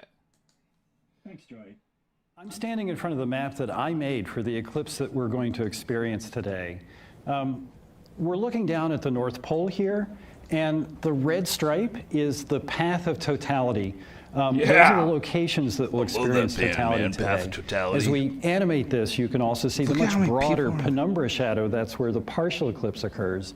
But here comes the umbra shadow. That's where totality is happening. Oh, we got to go to Iceland, guys. Oval. Oh, I see. It passes over the east coast Spain. of Greenland, the west coast of Iceland, and across northern Spain, where, as Joy said, they'll experience an eclipse within an hour of sunset, so they should have lots of opportunities for really beautiful photographs. By the way, that's another as the great eclipse argument progresses against. and that umbra disappears, you can make an argument about West Africa will also from get eclipse, an opportunity to that see a partial eclipse. we can only as that explain this on a penumbra shadow sphere sort of slides globe off the and edge not of a the flat Earth here. Earth. Now, as we zoom up and look at Iceland and Spain. Reykjavik is here in that southwest corner of Iceland. We're kind of crossing our fingers for them because it's a little bit cloudy there right now. That and no, I don't have to is trust traveling NASA over to know 2,000 these miles things. an hour as it Sorry, passes we put through on the path, NASA. and crosses But I didn't the see North anybody Atlantic. else doing it. And then it runs into Spain here, where we expect Just a more little than NASA. I 15 can million quit people anytime I will want. be watching this eclipse. Some of them on the beach in Mallorca right before sunset, so they should get some really beautiful photographs over the mountains to the west. Now, the situation in the US is going to look like this.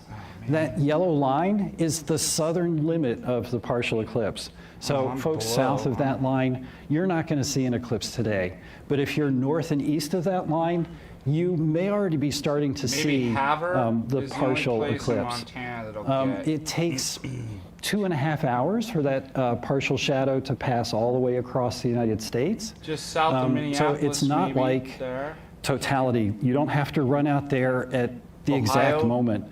Bottom of Ohio.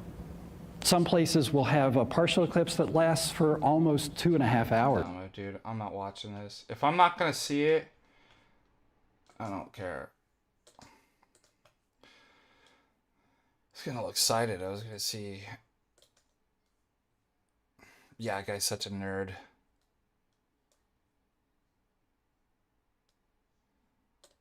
That's exactly what like some science space nerd. I'd expect him to have like a Hawaiian shirt on.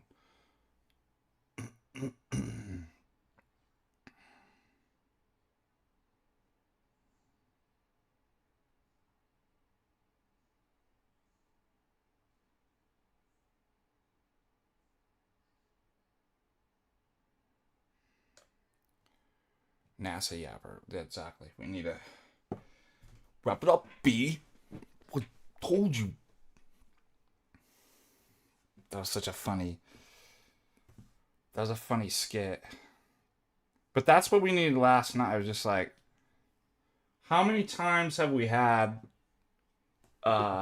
somebody come on our X Space just like start telling a story? It's like, unless I know you, unless you're a friend, and not even all friends get this privilege, I don't want to hear your story.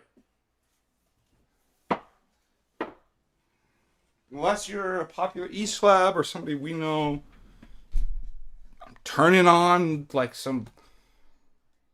I want to hear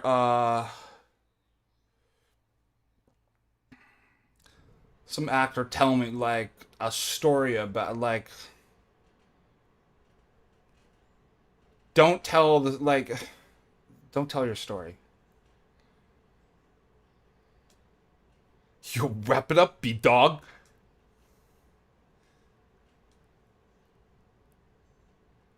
Trying to. I mean, some of the stuff was kind of funny, but like again, like read the room. Like like nobody knows who you are. You can't just come on and be like, "Let me tell you about my psychedelic experience about meeting a demon." It's like I should have been like, oh, I'm so bored. You're such a bore. Such a bore.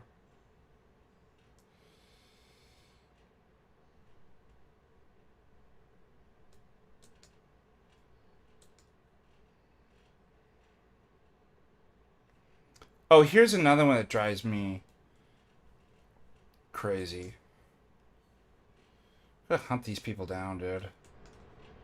They're rigorous.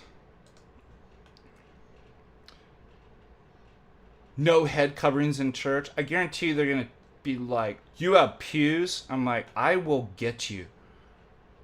You stupid, stupid person. Who are you?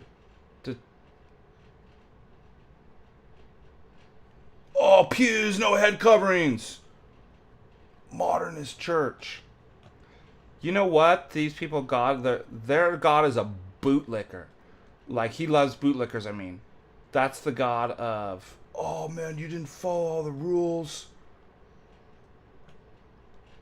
What would be like, woe to you for every gospel What a pharisaical...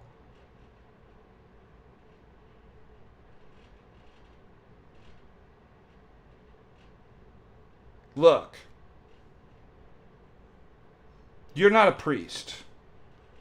You have no idea what you're talking about. You're a bootlicking rule worshiper, right? And there's one or two religions that are like that. You are Jewish.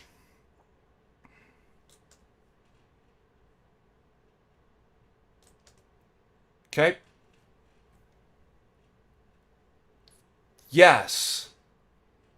Here's my view on... I appreciate it when women wear head coverings. That is traditional.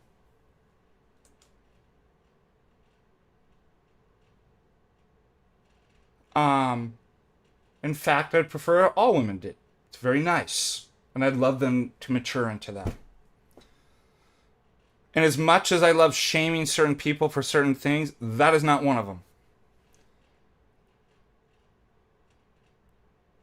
I would be very upset if one of my parishioners told another that you should be wearing a head covering. Instead, I would prefer that one lead by example. The only person I tell to wear a head covering is my wife. I'm like, did you bring your head covering? She's my wife. I can do that. And she appreciates when I do that.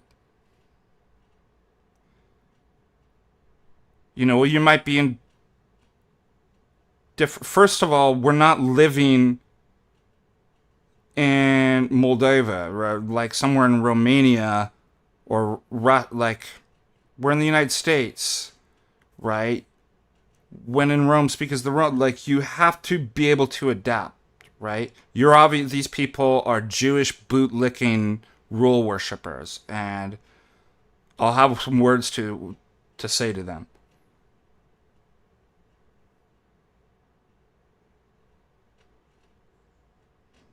Yes, there is...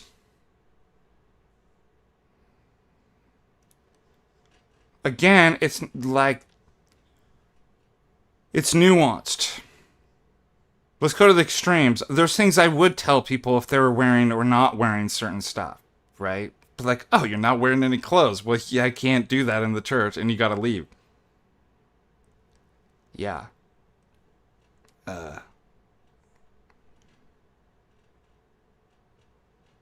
We love the Romanians. Forte bine.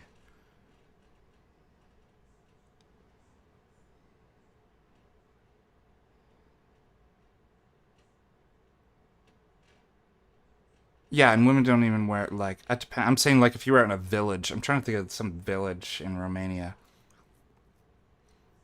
Like, okay. Read the room.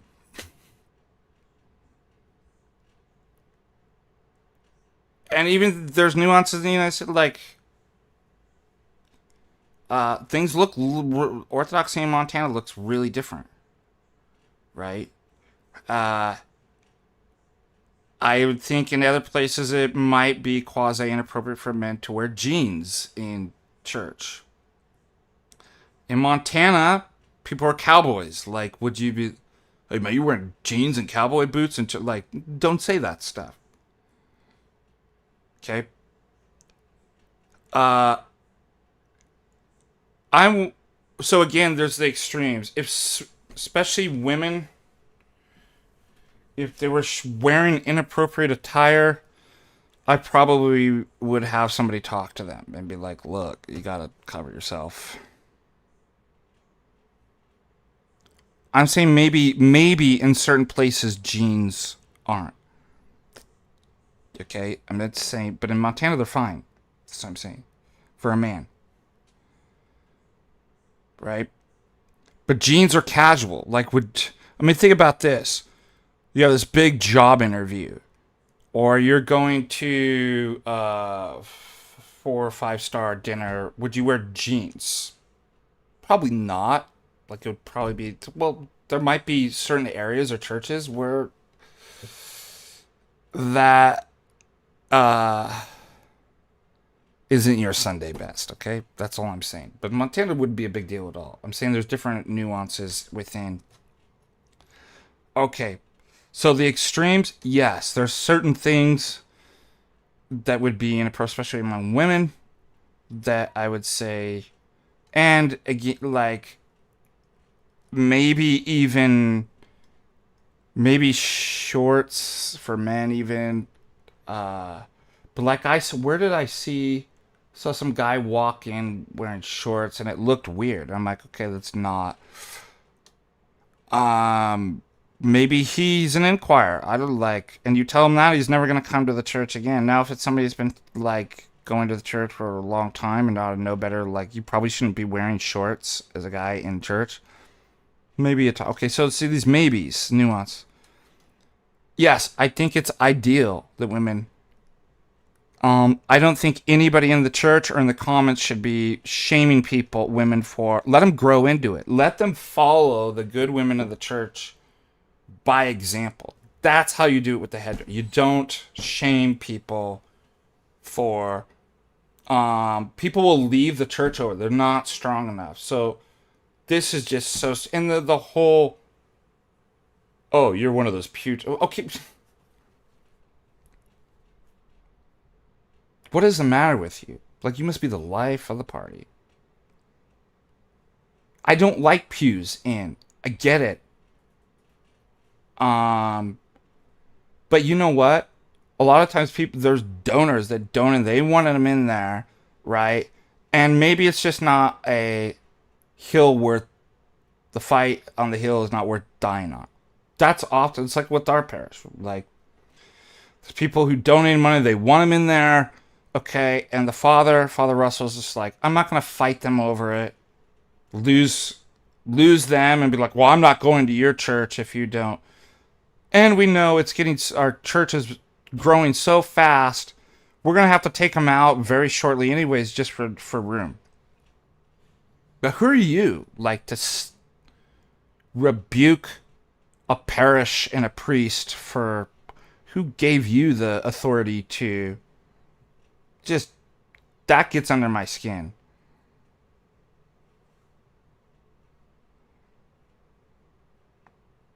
But do you see how there's nuance in this? Can a priest have tattoos? Yes, Father Turbo has tattoos. There's priests that have tattoos. Do I have a tattoo? No. Okay.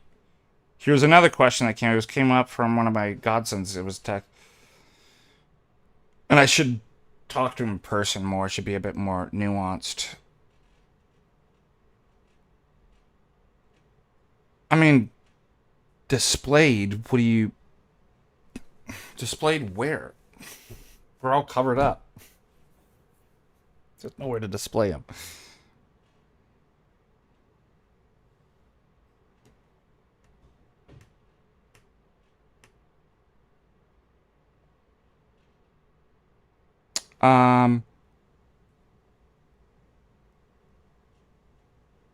It is the tradition, and it'd be discouraged after you're Orthodox of getting a tattoo. You're free to do it, but we don't do that.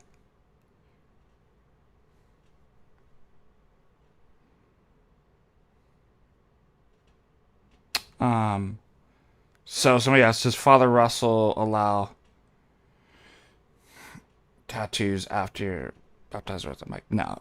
I'm like, he's not going to authorize it. I'm like, he's not going to kick you out if you do it. You know what I mean? So it depends on what you mean allow.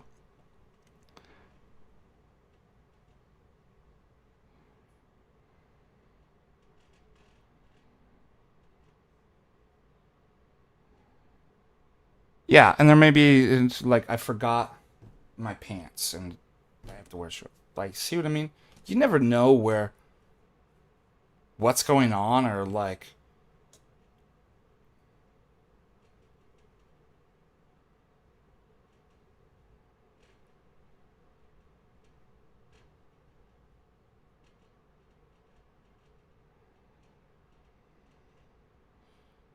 Again, if somebody's visiting, I wouldn't say, like, if somebody is a regular baptized member attending to, and they keep wearing that, shorts, and might be like, hey, look, proper attire is we do this. Do you see how you can gently... But I definitely would never approach a woman to tell her, like, you know, women should wear head, like, that's just stupid. I think they should let them grow into it, let the women of the church lead by example, and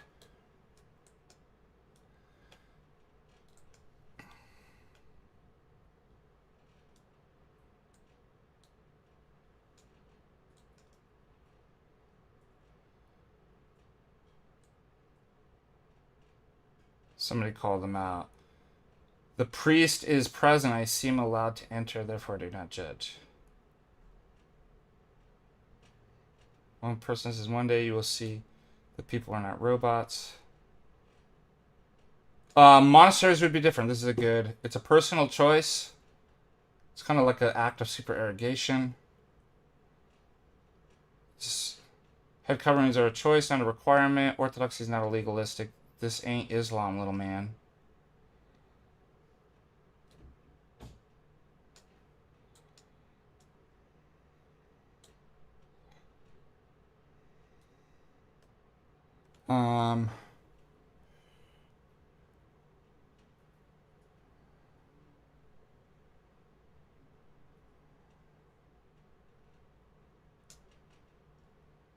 It's weird. I made a...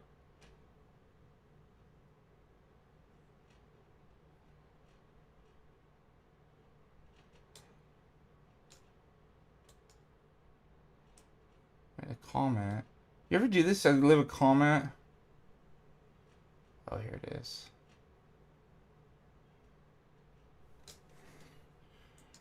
This person was saying they attend, and they'd never heard of Montanican. They're in Montana.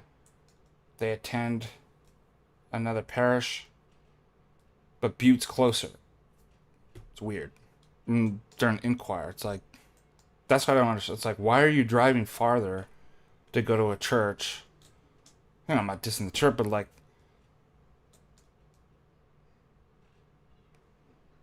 you know, if the church is good, and our church is real good, I say it is the capital of Orthodoxy in Montana. Why? Because it's the original Orthodox church in Montana, built by Father Sebastian of Jackson, Dorvik, and 127 years ago, consecrated St. Tikhon, a lightener of America. There's no other church in Montana that, like, this, all of Orthodoxy spread from our Butte church. It's one of the largest, most beautiful, like, you've seen our temple. So, it's a good church. Like, I could understand, but like, I travel a little bit farther because, you know, there are a bunch of weirdos at some church, and I don't like how... But does that make any sense to you? It's like, I've never even been, it's closer, but I go farther. Don't get it.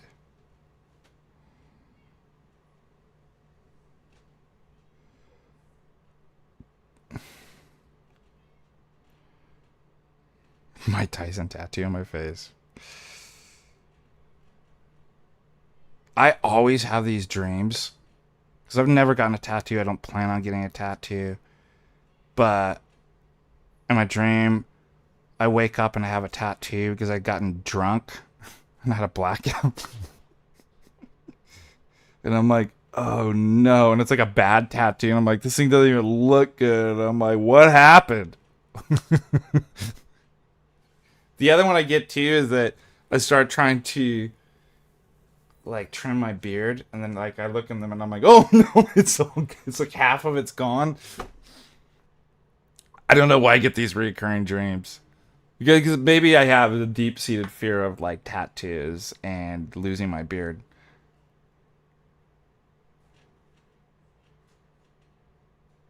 What if we could cure autism with alcohol and tobacco?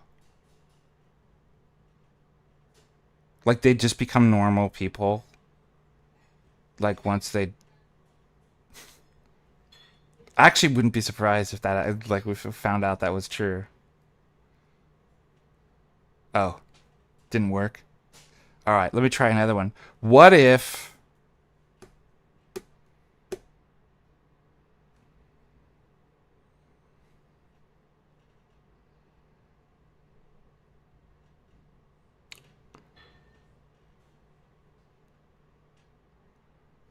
What if... I don't know. I wanted to come up with something like weird and crazy.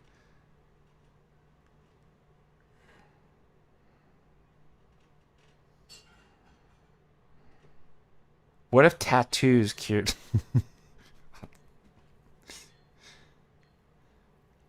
Yeah, I would say best thing for, again, anybody, but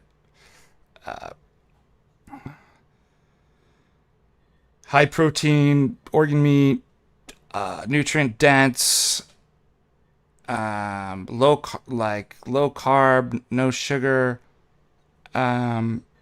exercise, nature, and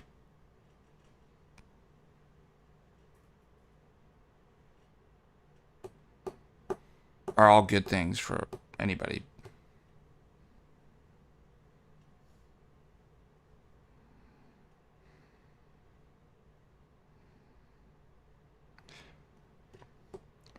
You know, phyllotism isn't a sin.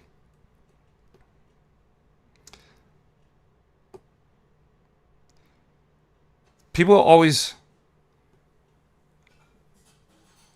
Phyllotism was about... This is what's so stupid, is... First of all, that's not even a universally received council. It's not ecumenical. Number two, it had to do with clergy and the episcopacy, like whether like jurisdictions could allow or would allow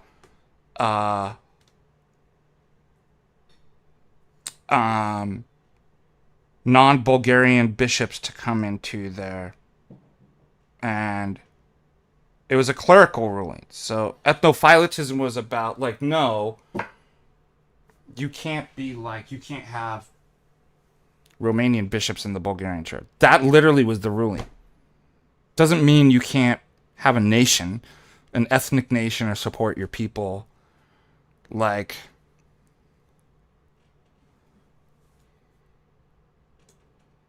so,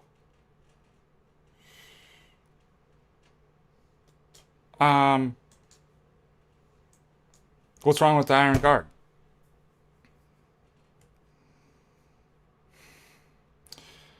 One of our bishops was part of, the former bishop before Archbishop Nathaniel, Trifa was, I believe, part of the Iron Guard. Like, what are the principles of the Iron... Like, I'm sure there's some stuff, like, minutia that's wrong, but, like, in principle, what's wrong with the Iron Guard? What's the principles? God, family, country. Preserve your ethnic people. Like, identify the enemy. Like, sound like...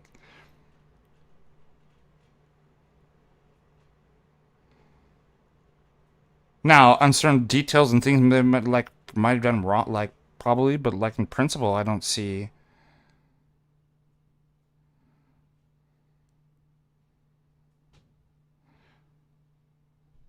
And we have saints that were part of...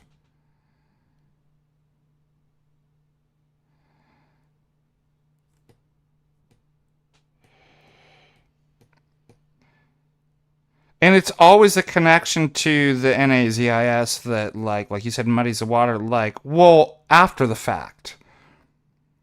But, like, look at what was going on at the time. Like, look what the threats were. Like, was it wrong to become allies with them, or like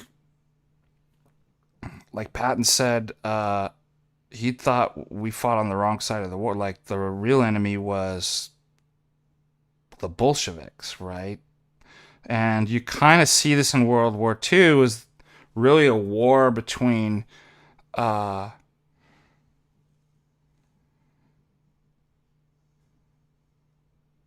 international socialist communism, and we all know what ethnic and religious group was behind all that. And nations preserve nationalism, right? Nations trying to preserve. So it's like, of course they would link up with. Ireland was linked up with that too. Ireland was under threat. So I don't see what the problem is. But yeah, it's like everything is linked to NAZIS and bad and blah, blah, blah. And the history was all kind of rewritten about. We all know that. It's like revisionist history even about that group. So it's just so stupid.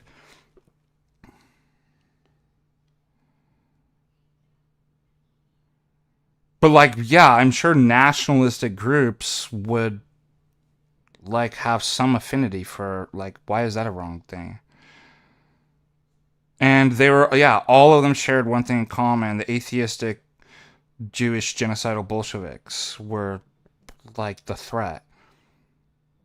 And they won. Like, they killed, except for their pawns, right? The British monarchy and stuff like, they killed all the like, it was all destroyed. All the last emperors, right?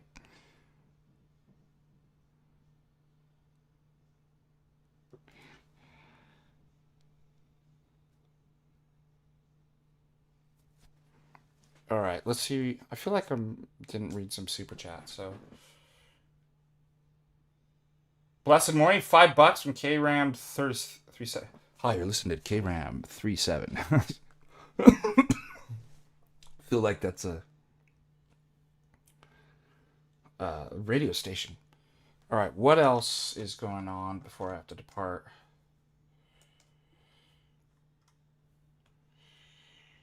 We have.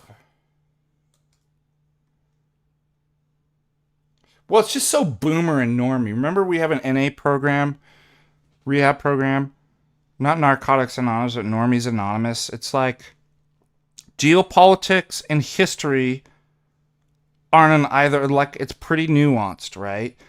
And there's going to be false narratives and revisionist history.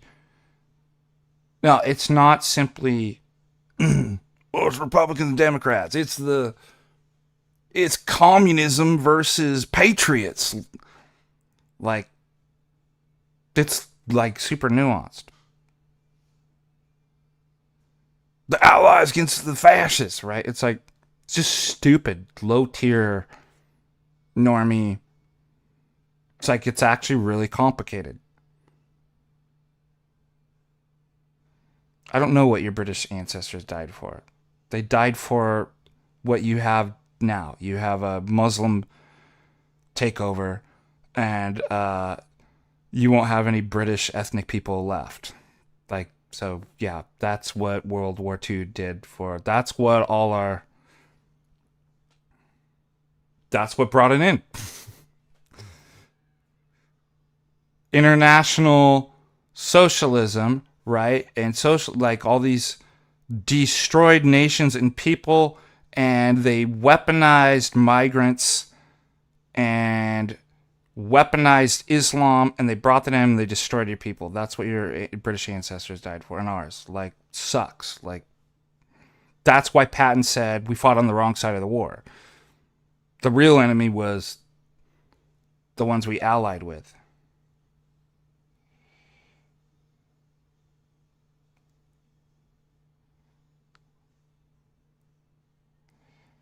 Collegly friend, yeah.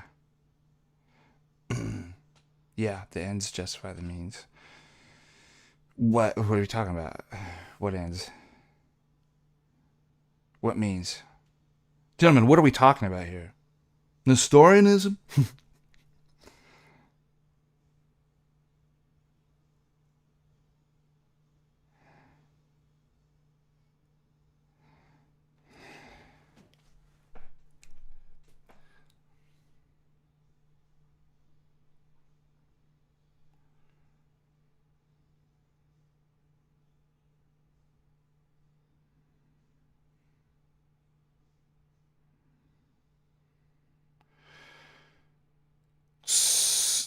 The good Oprah episode, yeah.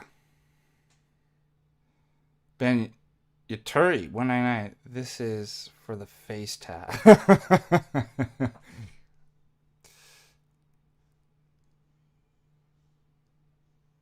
So, Oh, yeah, I see what you're saying, yeah.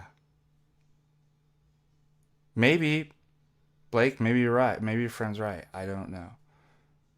All I know... Oh, man, that's kind of what's behind the statement, too. It probably would have been better. But I've heard many priests say that, too. That's not supporting the ideology, and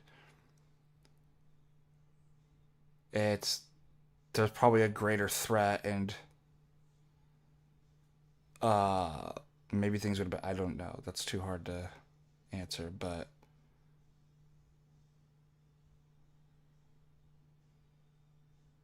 But it's a really... That's what I'm saying. It's not a black and white... It's like a complicated...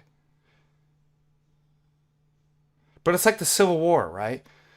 And of course, this all has got to be like made even worse by, but like those issues of race and racism.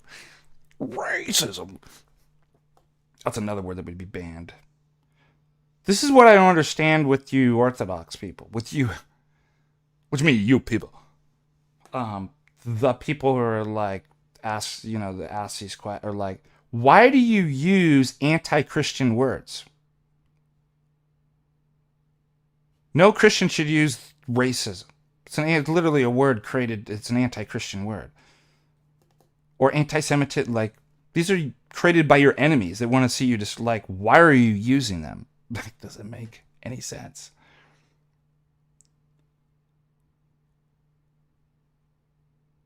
Intersectionality. Marginal. Like, don't use that stuff. I don't... Other than legal rights, I wouldn't even use the word rights, the other R word.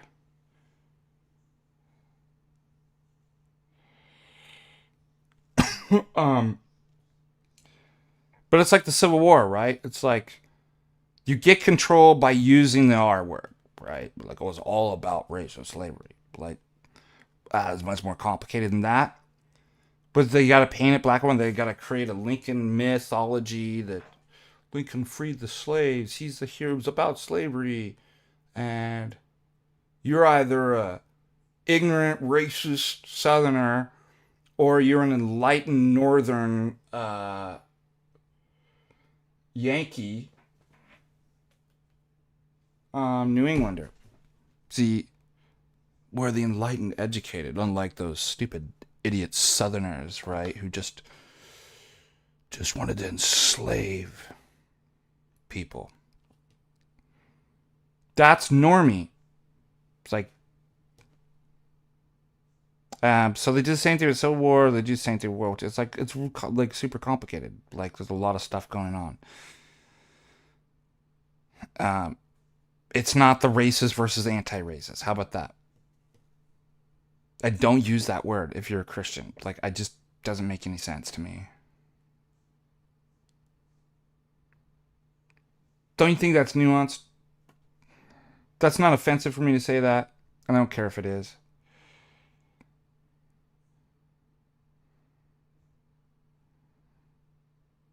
Duties. The ancients didn't have a concept of rights. They had duties.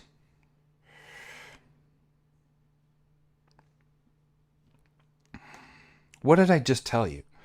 Somebody banned that. I told you don't use the word.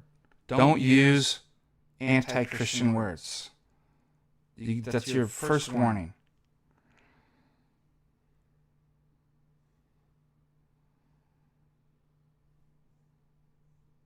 Like, I think it's a nuanced and balanced. Like, I think I'm trying to protect you, your Christian life, by saying don't use anti-Christian words.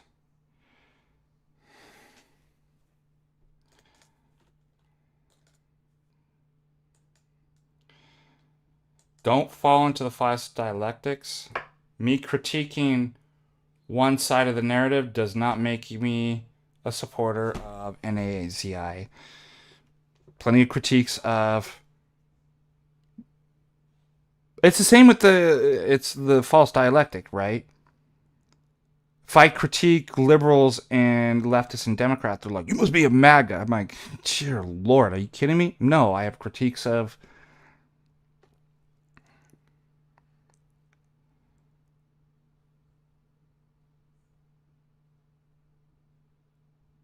Now, do I think they're like all things in the dialectics are like and are moral equivalents? No. Guess what? I'm nuanced about that. So I know somebody's gonna clip this and be like, "Oh, we got him. I'm like, no, you don't got me. I don't support what you think I support. I'm trying to, first of all, protect your soul. And number two, just to be like, don't be a normie and stupid. Like, yeah, it's history and geopolitics is complicated and nuanced. So that you can clip. You got me. And people do revisionist history. Okay, that's by getting financed by the Russian government. God, I wish. That's a great idea. Why didn't I ever think about that? I can barely make any money to even live. Let me know if you have any connections. I would love to be financed by the Russian government. That would be...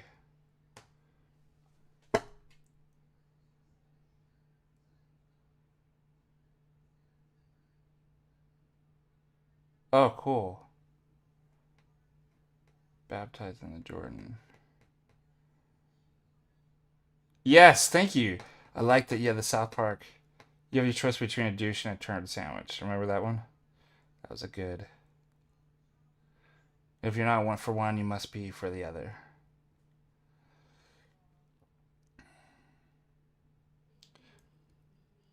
Oh, I can't believe he critiques everybody.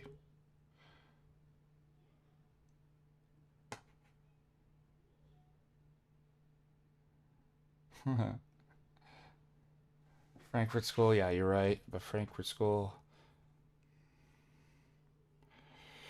All right, I think that's it unless there's another super chat I missed.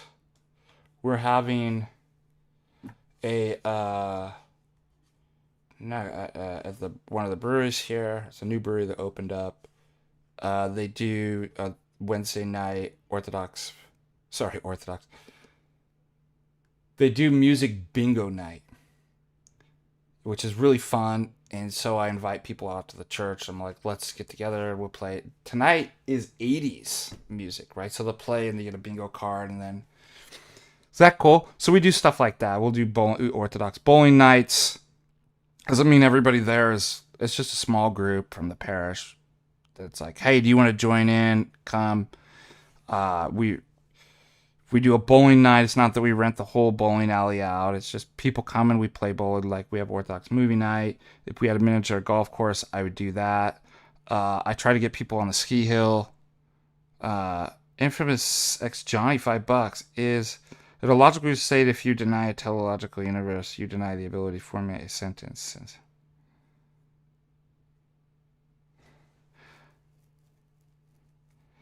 It depends on what you mean by teleological universe. But yeah, I would say I tend to move away from, because people are atheists are used to like trying to grapple with the teleological versus dysteleological. That's why I use intentional or accidental. So now, of course, a God, if there's intent to be in the world, the God creates things for them to be the way they are. Clearly, that's a teleological world. So in that sense, yes. But I just meant, rhetorically, I tend to avoid that. But how could you have accidental meaning? And it's easier to get to that point rather than the working through teleological. I unintentionally just typed out all the letters and a meaningful book comes out. By the way, I heard an objection. Well, wait, given enough time, wouldn't Shakespeare come out? Do you know what the problem with that is? It already presupposes an intentional meaning for world. unless there were minds and meaning in the world, right? Syntax doesn't equal semantics. Just because you got Shakespeare to come out in the word order eventually, if there's enough time, doesn't mean it's Shakespeare and has meaning. That's my argument. It only has meaning if there is an intentional, meaningful world in which there was a person named Shakespeare that wrote. Yeah, it's actually connected to Cyril's Chinese room.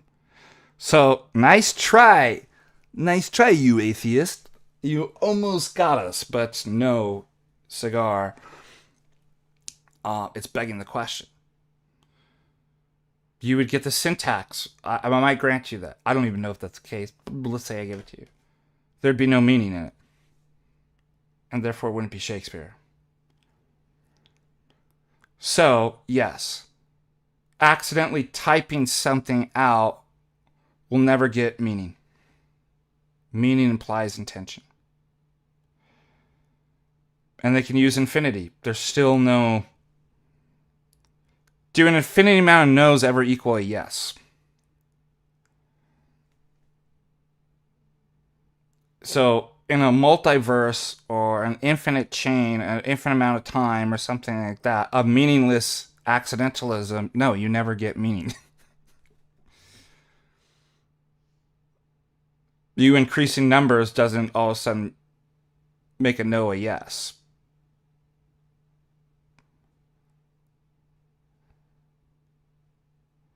You can prescribe meaning because there's an intentional world in which you actually deny. So, you assume, that's why there's no atheists. You already assume the Christian worldview of intention to actually say I can prescribe meaning. That there's an I, etc. You just deny it at the same time. So it's just a contradiction.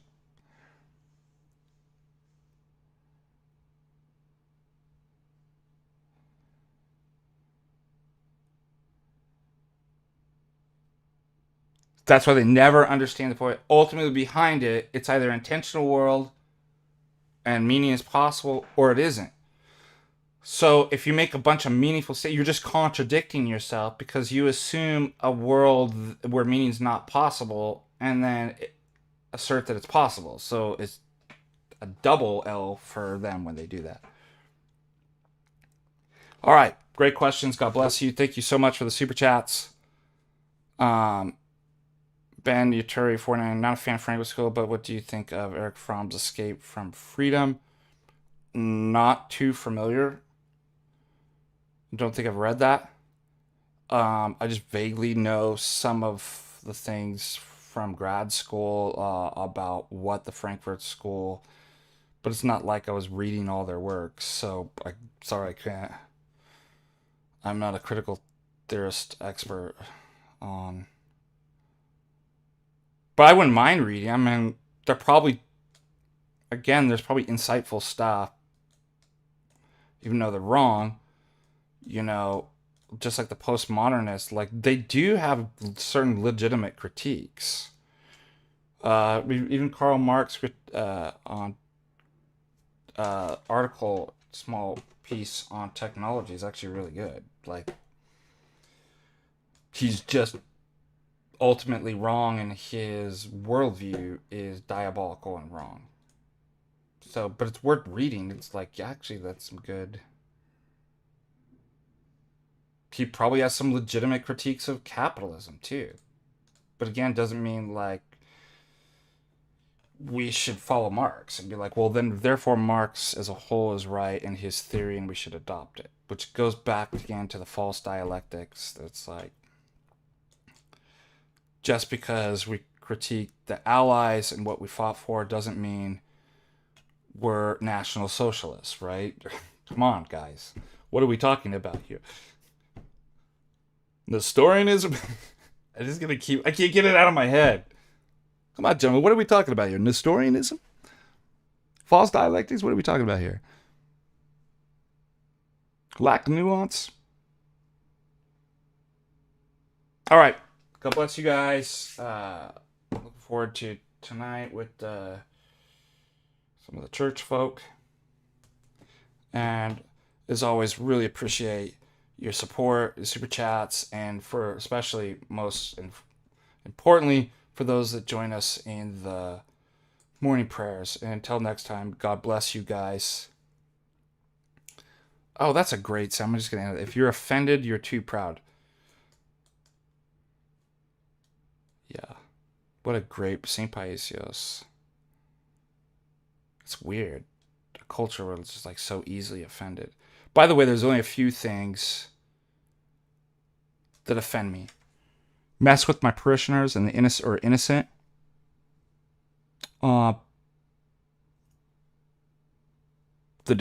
People manipulating, taking advantage of the defenseless. And my wife.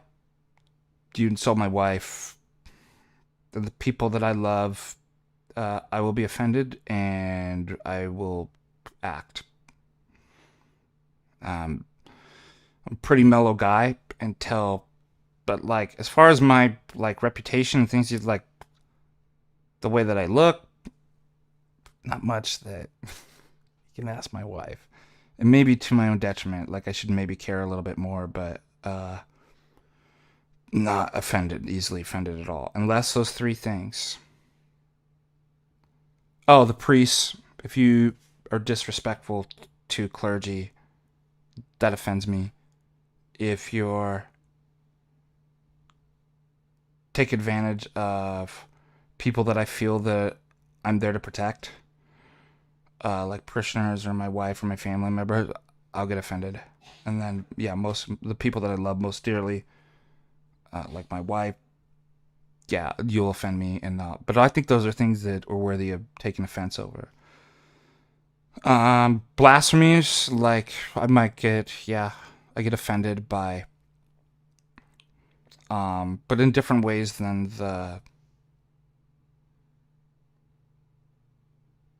and then, like I said, the most vulnerable children, like